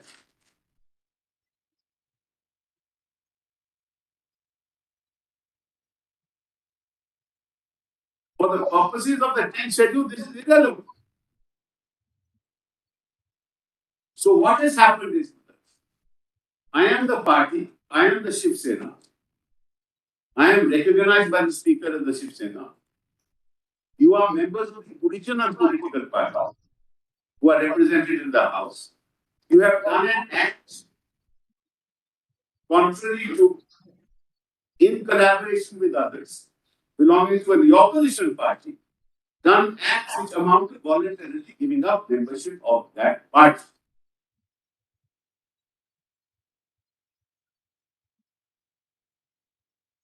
Now, if this is decided by the Speaker in these petitions, what will it relate back to? Relate back to what happened after 21st of June. Para 34 of this judgment clause. The act of disqualification occurs when a member voluntarily giving up his membership of the political party or at the point of defiance of the way wished to him. Therefore, the act that constitutes disqualification in terms of para 2 is the act of giving up or defiance of the whip.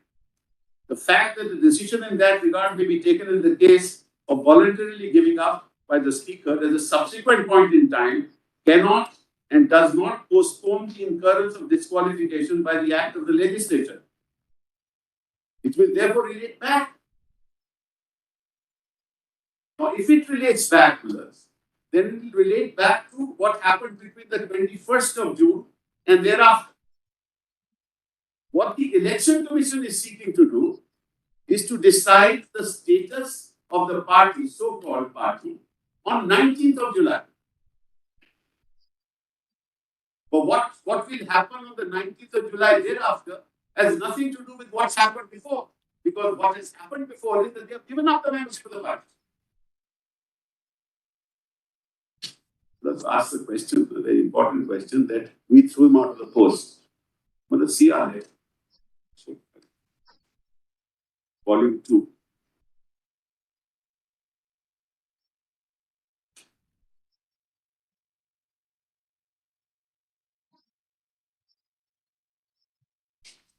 First, we show the letter to the Election Commission.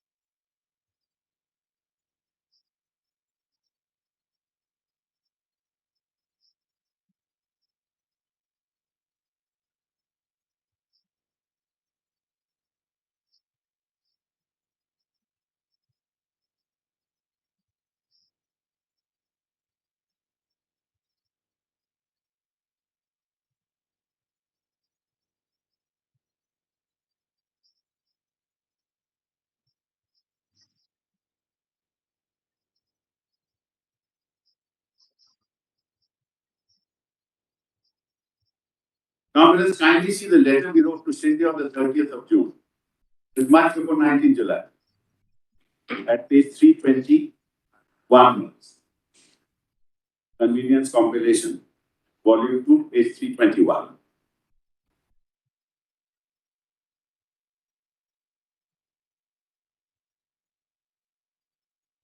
Yes, please. Dear Shiv Shinde, you have been indulging in anti-party activities and have also voluntarily given up membership of Shiv Sena. Therefore, in exercise of power vested in me as the Shiv Sena Paksh Pramukh, I remove you from the post of Shiv Sena leader in the party organization. So, Malas, I tell him that you have already by wax given up membership of the party. So it's not a question, Malas, of removing him from the post. Now see the letter we write to the commission at page 333.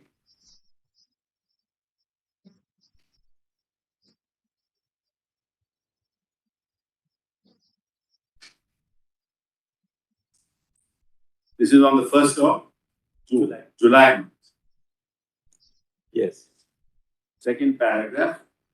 As you are aware, Eknath Shinde has indulged in anti-party activities and has voluntarily given up. 1488. 1488. PDF.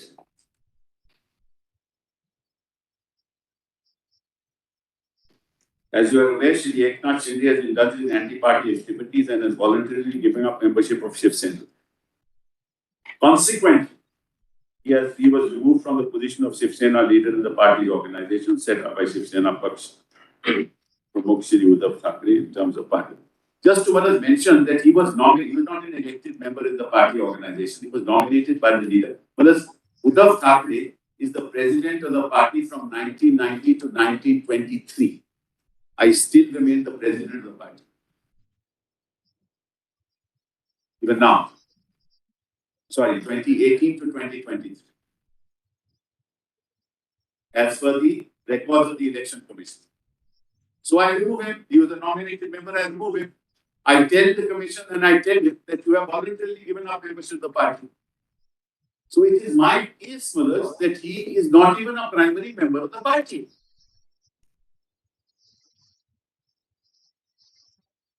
Not by virtue of the fact that I have thrown him out. By virtue of the fact that under the 10th schedule, he has committed acts in terms of which he is disqualified by virtue of 218. My learned friends are saying that this has nothing to do with the election commission. As a matter of constitutional law, how is that possible? In other words, the election commission will decide and will presume as a matter of law that he continues to be a member of the party. Whereas this under the 10th schedule, by his acts, he is no longer a member of the party.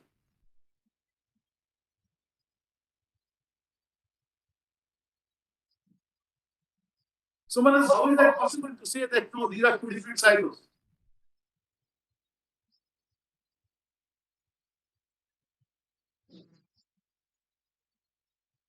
Now, Manas, and therefore, Manas, I am saying because there is no defense now available under the 10th schedule at all as far as paragraph 3 is concerned or any other paragraph is concerned. The only defense available is merger. And in the context of merger, Manas, if your lordship looks at paragraph 4, just give me a minute.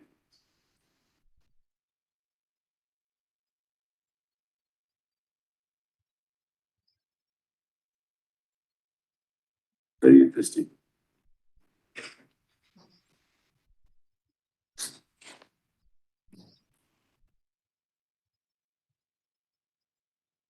Should not be disqualified under subparagraph of paragraph 2, where the original political party merges with another political party. And he claims that he and any other members of the original political party have become members of some other political party. So, Manas, if he is a member of the Shiv Sena and Shiv Sena merges with somebody else, the stamp of Shiv Sena is effaced. He is no longer Shiv Sena. So he merges with another party, or he has another party merge with him and he forms a new party. The new party or the merged party becomes his original political party. I hope I made myself clear. Yeah. So it becomes his original political party, so he's washed his hands off to Shiv Sena. That's the consequence of paragraph 2.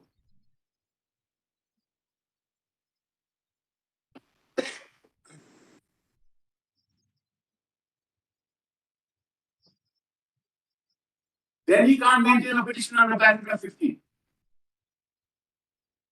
Because he's either merged or he's found a new political party. And those who are left behind, that is, who are less than one third, because 2/3 makes for us, those belong to the original political. In this case, Malad, us, of course, in the absence of a merger.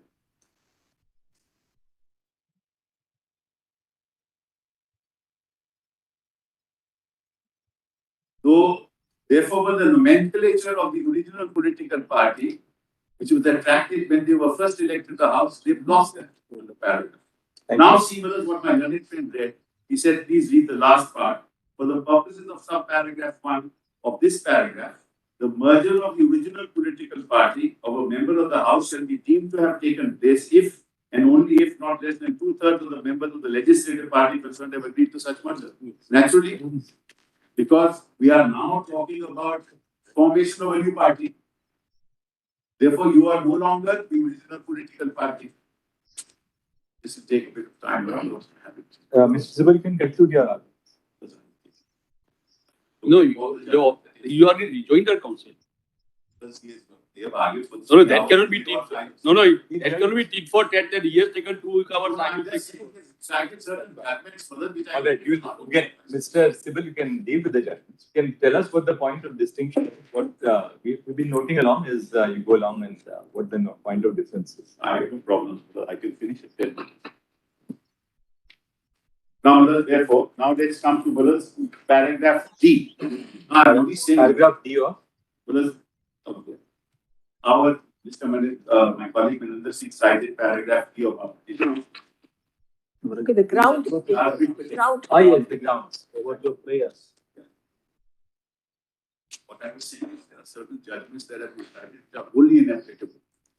I just want to point out that there are 2 other judgments. It's all right.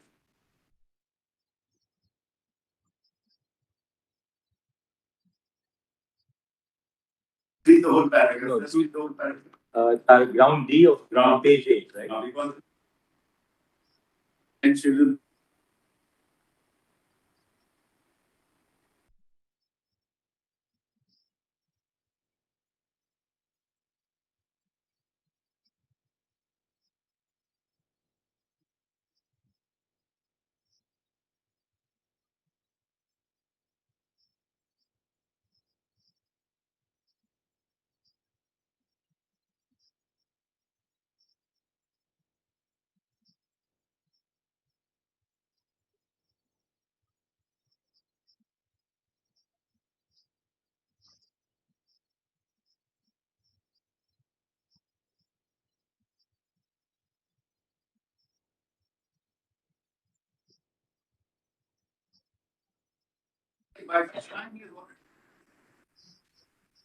That's the point, Manu. But that will be considered, Mr. Council, at the time when we consider the question of disqualification. But if you lordship allow the election commission to go on and hold, and that's the point, brothers. Either your lordship says one has nothing to do with the other, and if your lordship is saying you will consider it at that time, that means that has something to do with the other. And I'm not saying I'm only saying, brothers. He says these are great repercussions because in this situation, then X number of people of a political party who are in power can be named away. Governor will give them votes, and we'll go to the election commission and say, you declare us the simple murders. And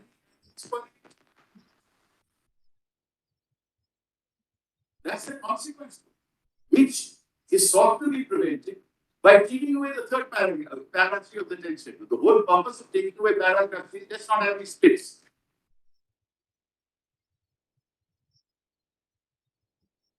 Then paragraph 36 minutes. Also read it half of it. I'll just read that minutes. Page 10.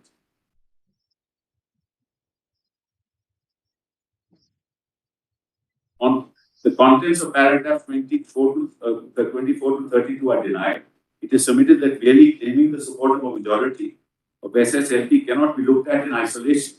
If the delinquents were so keen on a change in party leadership, they ought to have approached the election commission in the very first place itself having committed a series of anti-party activities culminating in the blatant violation of Whip 37 as well as of 47, and having read the writing on the wall as to their imminent disqualification from membership of the assembly, the splinter group has now rushed to the election commission to claim that they are the real Shiv Sena. Well, this is what they did. They did it on the 19th of July, knowing full well that the writing is on the wall. Then, my learned friend cited two other judgments.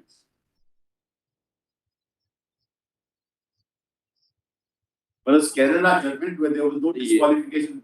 2021 4 K said at page 50. Well, then But he didn't read it out. Palani. Let's see Palani Swami, whether he cited. Palani Swami. Well, that is a pure issue of why the matter was pending before the commission. I myself argued it. The question is, who should the symbol go to, or should it be frozen? Interim symbol, which has nothing to do with the tension. Rani Swami had nothing to do with the tension. Matter was pending before the commission. There were rival claims.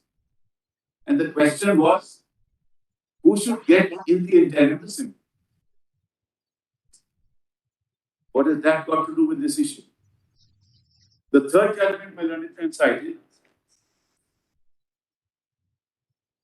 is the Kerala judgment. So by that my colleague. That Mr. Jetmalani. Jetmalani cited.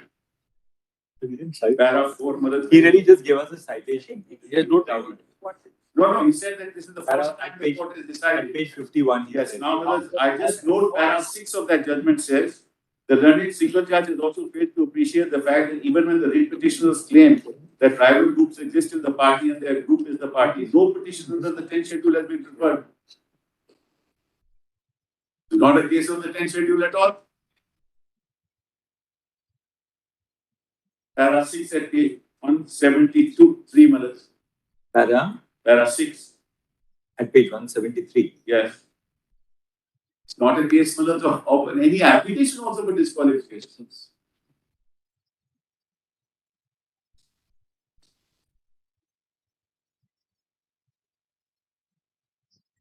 Then he cited Kanhaiyalal Umar.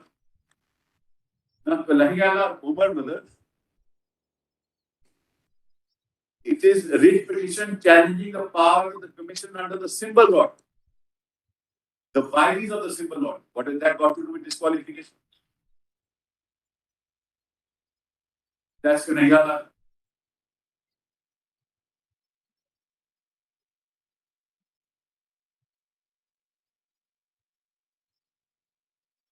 Then there is all party Hills leaders conference, brothers. That was a case. The election commission is a tribunal for the purposes of 136 before 1985.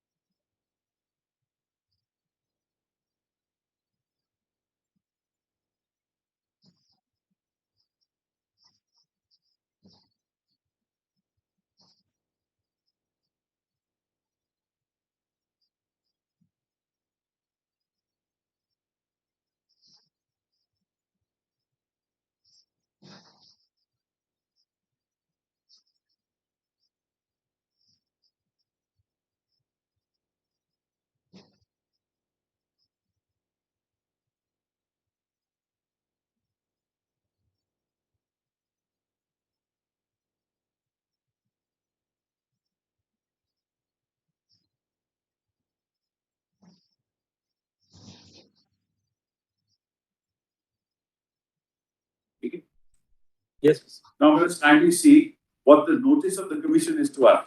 Page 701.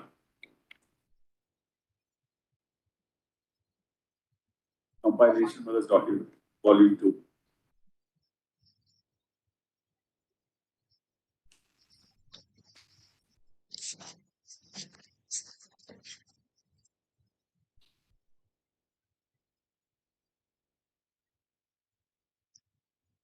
Kindly see paragraph 4 on due consideration. This is their notice. You also have that? That is 701. That is document number 9. Yeah, on due consideration of the totality of information available on record with the commission, as summarized above, the commission is of the opinion that there are two rival groups in Shiv Sena party. So he's already established that there are rival groups in Shiv Sena, when the whole question is whether he's a part of Shiv Sena or not.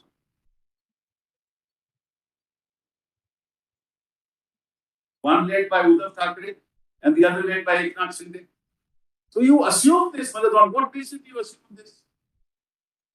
And each group is now claiming the party.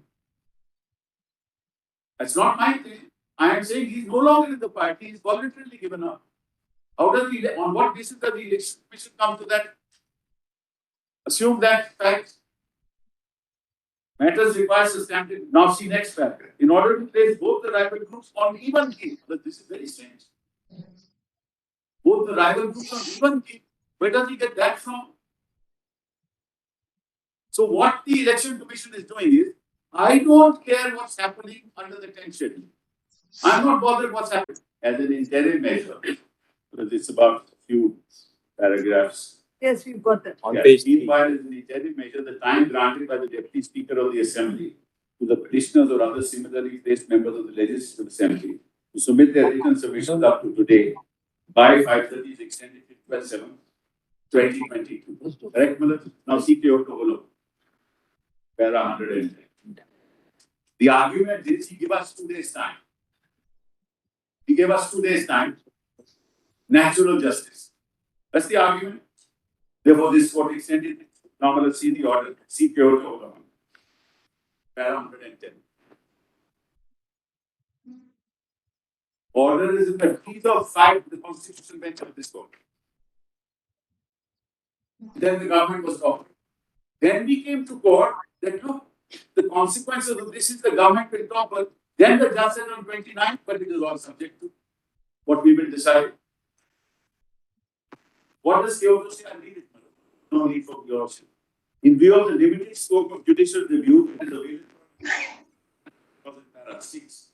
And also having regard to the constitutional intentment of the status of the repository of the adjudicatory power, Speaker, Chairman, judicial review, prior to the making of a decision by the Speaker, Chairman, and a legitimate action would not be permissible,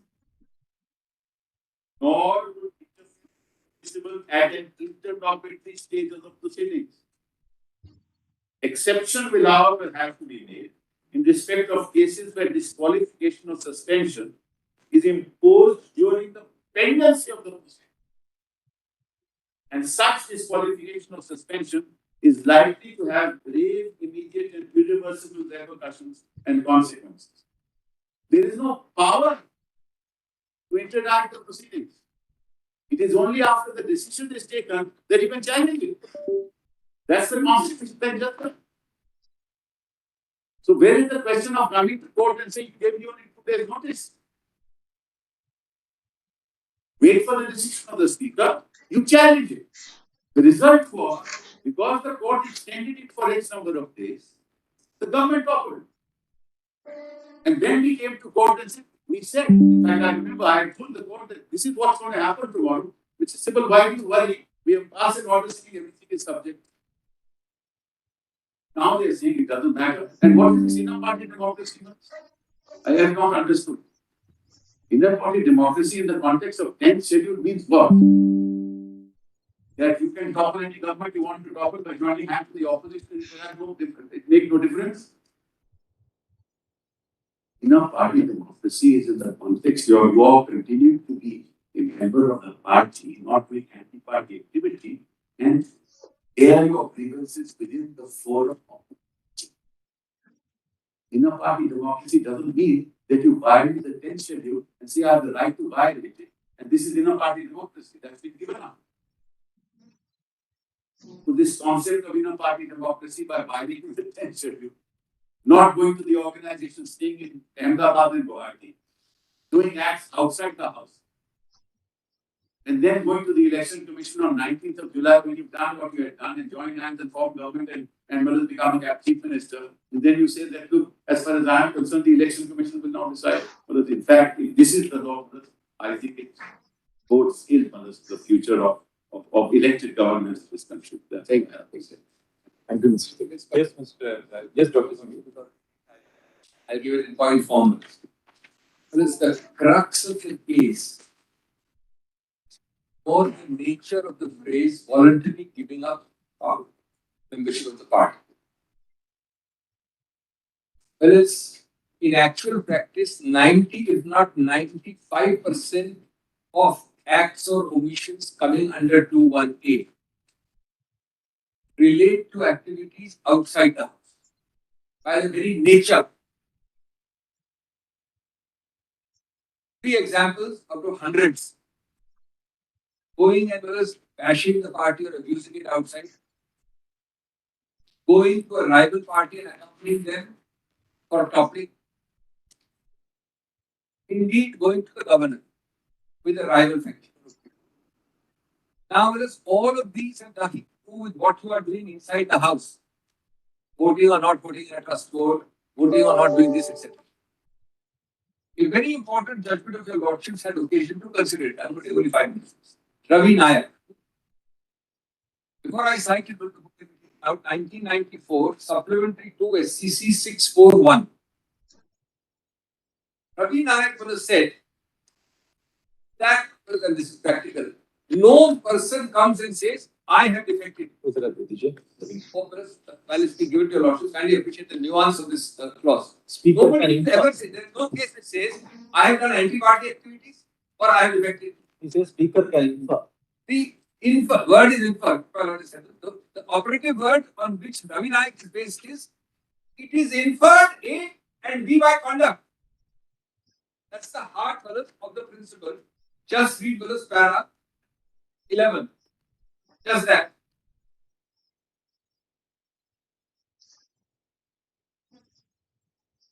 Now, this I will read to save time from the middle. All of 11 is important, but just read first and middle practice. Middle of para 11, my lord. The said paragraph provides for disqualification of a member, they are talking of 2 of a house belonging to a political party, if he has voluntarily given up his membership of such political party, unquote. The words voluntarily given up his membership are not synonymous with resignation and have a wider connotation. Now, kindly read this. This is what I am relying on, but it's coming now. A person may voluntarily give up his membership of a political party, even though he has not tendered his resignation from the membership of that party. Even in the absence of a formal resignation from membership, and inference, the operative word, can be drawn from the conduct, that's the operative conduct, of a member that he has voluntarily given up the membership of the political party to which he belongs. Now, fellas, if this is the law, then your lordship's fellas has to consider, and not your lordship's fellas, the persona designata exclusively constitutionally entrusted with this power is one person, the speaker. That persona designata will have to consider no one else. Hey, Manus, what you did in Surat, what you did in Guwahati, what you did outside, good, bad, or indifferent, what you did with the governor, is directly Ravi Nayak. An inference can be drawn that you gave up. Now, if you gave up, then how do you operate clause 15 on the assumption that this is one faction of the party, this is another faction of the party? So, complete conceptual contradiction is my point number 1. And Manus, that is what is happening. Point number 2 is, your lordship may kindly read again to save time, I'll not read it, the 4th of August 22 order of this honorable. The last 4 lines, and we all appeared in this, was based on a clear understanding at that time by that honorable bench that the election commission would not proceed. And the last 4 lines of that read like this. According to the learned senior counsel, that is Mr. Datta, it says so. The proceedings may take some time, as voluminous evidence is usually submitted by the parties which must be considered by the EC. The learned senior counsel therefore states that no orders may need to be passed by this court interdicting proceedings before the Election Commission. In these circumstances, we grant liberty to the petitioner to file an application before the EC for seeking time. Such applications are filed 3 times. Time was given with consent. There is no formal order, no doubt, but this has endured from the 3rd week of July till today as we speak in October. September. That is point number 2. Point number 3 is whether the balance of convenience clearly endured for further 1 month. If this is endured already, it does not at all cause them irreversible. However, your lordships not protecting us causes us irreversible. That's point number 3. This is point number 4. This ground of IA. Yes, Karthik, what happened? What can we do now? By the form of an IA, but in the substance of what we have. That's a simpler answer. But 2 more important answers in law. It would be, according to me, quite quaint. Your lordship said that because it's an IA, your lordship can't decide this matter. It's outside the scope of the main matter. But there is 2 other answers. Factually wrong. Number 1, we find several writs, including what your lordship called the all-encompassing writ, which My is fate. number 4. My luck yesterday also that 493 of today 22 also I could not. on 8th of July. Prior to that, the lordship has 4 other writs. I was which is order texting you, subject but to you were in middle of Prior. the hearing, no? Election Commission is a subsequent development. Teams only I said It's as you. simple as that. It's a subsequent Unmute me. development. My 493 covers almost all the issues we have argued. 1 week, 10 days after the 8th of July when I filed the writ, on 19th of July, this election commission is issued. I thought it's better not to disturb I filed because an IA yours is saying that important. this is a subsequent development. Why your lordship is hearing the main matter, please defer it. I Because told is you that you are something so in mute. startling I and could beyond not hear jurisdiction, you. like a fundamental lack of jurisdiction, that your lordship fellows cannot touch it? Therefore, that is, well, I hope, not their best argument. Now, Mills, one other thing, and I'm done. There is 2 paras of Rana very important. One, my learned friend Mr. Kaur read para 25. He did not read para 27. Following para after one, very important. And the second para is 48. So these 2 paras I'll take 2 minutes on.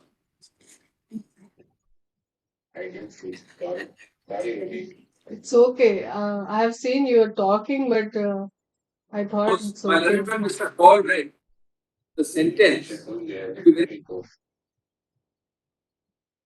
Early when I, typing, you said it's not That's para started. 27 and thought 48. when There's just one you more. start, Register. then we 27 is the answer. unmute. 25, which was read. The context is placed in I will 27, see. which was has to be read. Just give a moment. All good going from Monday. We have to book a room, no? From Monday. No. Not. Yeah, in Calcutta, I don't know how it is. But you have to do the 2 office. He's 192, right? So I have done that. read para 25 and he read And I this have sentence. booked actually, a but seat the for sentence myself alone. because I don't Para, have any classical C. dedicated The ODC. power to recognize a separate group in Parliament or Assembly may rest with the Speaker on the basis of the rules of the House. But that is different from saying that the power is available to him under the 10th schedule to the Constitution, independent of a claim, being determined by him that a member or number of members And have my incurred headphones disqualification. don't connect to my That's the laptop. sentence That's to iPhone headphone. Now, No? the sentence which connects this is para 27 page later, where it is viewed as a continuum, as a part and parcel. And in a continuum of I split, guess I merger had and the disqualification. previous. I need to All are search integrated where it is. inside by the Speaker. Kindly interrupt me. And This is para 27 from President D for Delhi. In that context, the speaker cannot say that he will first decide whether there has been a split or merger. There are two concepts there. Yeah, and As it's an authority. And thereafter decide the question whether disqualification has been incurred by the members by way of a judicial adjudication sitting as a private. Next sentence is oh, crucial. we had food. It is part and parcel of his jurisdiction as a tribunal No. while considering a claim for disqualification of a member or members Today, to decide that, because of puja, my mother-in-law got late, so but also in the context of being raised by this person. and That they have she not saw logging me split in early the today. party or in your But she It just is part of cut one the foods continuous process and of the speaker, who's a persona I cook designated by the in constitution. some time. No less. So this Now, while your worship is on this, just let me finish on 48 of the same judgment. So also not this great. This is just 2 lines. This is just to correct as one out of hundreds of examples, myriad examples in 218 of voluntary. I'm always This case telling involved here a very specific case. non-veg The is act not of even giving a allowed letter requesting the governor to call upon the leader inside of the other mosque. side to form a government itself would amount to an act of So voluntarily it's giving up the membership in the party or to speak it to said members and party. it's It very is because all over difficult the for press and me. admitted that they went on this case with the other faction to the other Even party to before the marriage, they to the told all this, admitted but documents, all that was on the time, record to the governor. I mean, Exactly we what Rana didn't records in paragraph.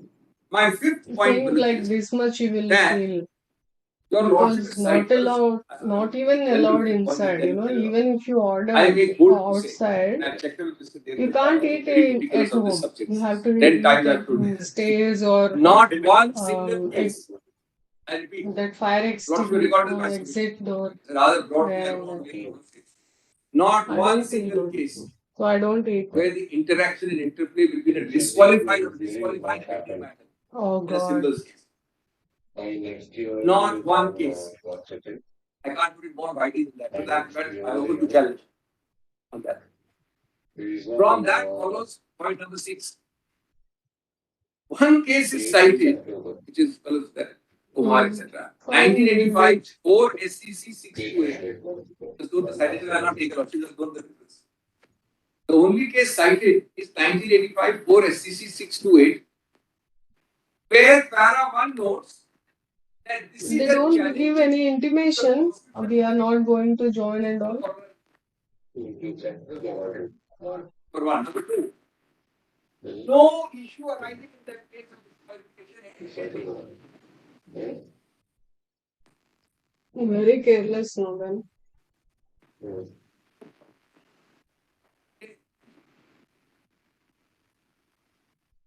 Okay, got it.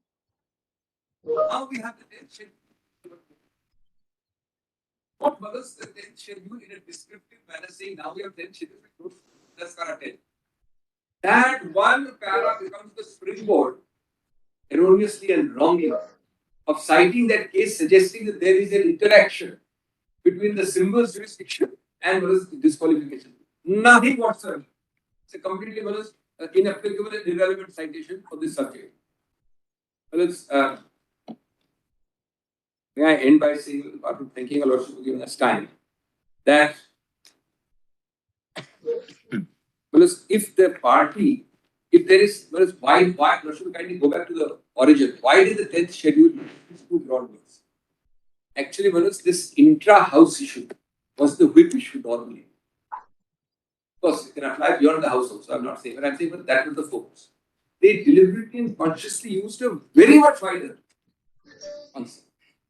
That concept falls directly in this issue to be decided one way or the other by the primary persona designata, the speaker's jurisdiction. It may or may not be directly decided later on, but because the primary direct custodian of 10th schedule is only one person. As a matter of fact, there are problems sometimes speaker is disqualified. Then the persona designata that you start doing hunting for a deputy speaker, which is strictly not legal. And then nobody there at all, then your lordship perhaps be interviewed. So therefore, your lordships will not short circuit this process. And no other procedure exists for deciding how to give a voluntary membership of party except what is here in 1A, which the speaker to his president decides. Today, in effect, your lordship is doing, being asked to do two things by the other side. A, that this be decided first by the election commission. B, What should be decided?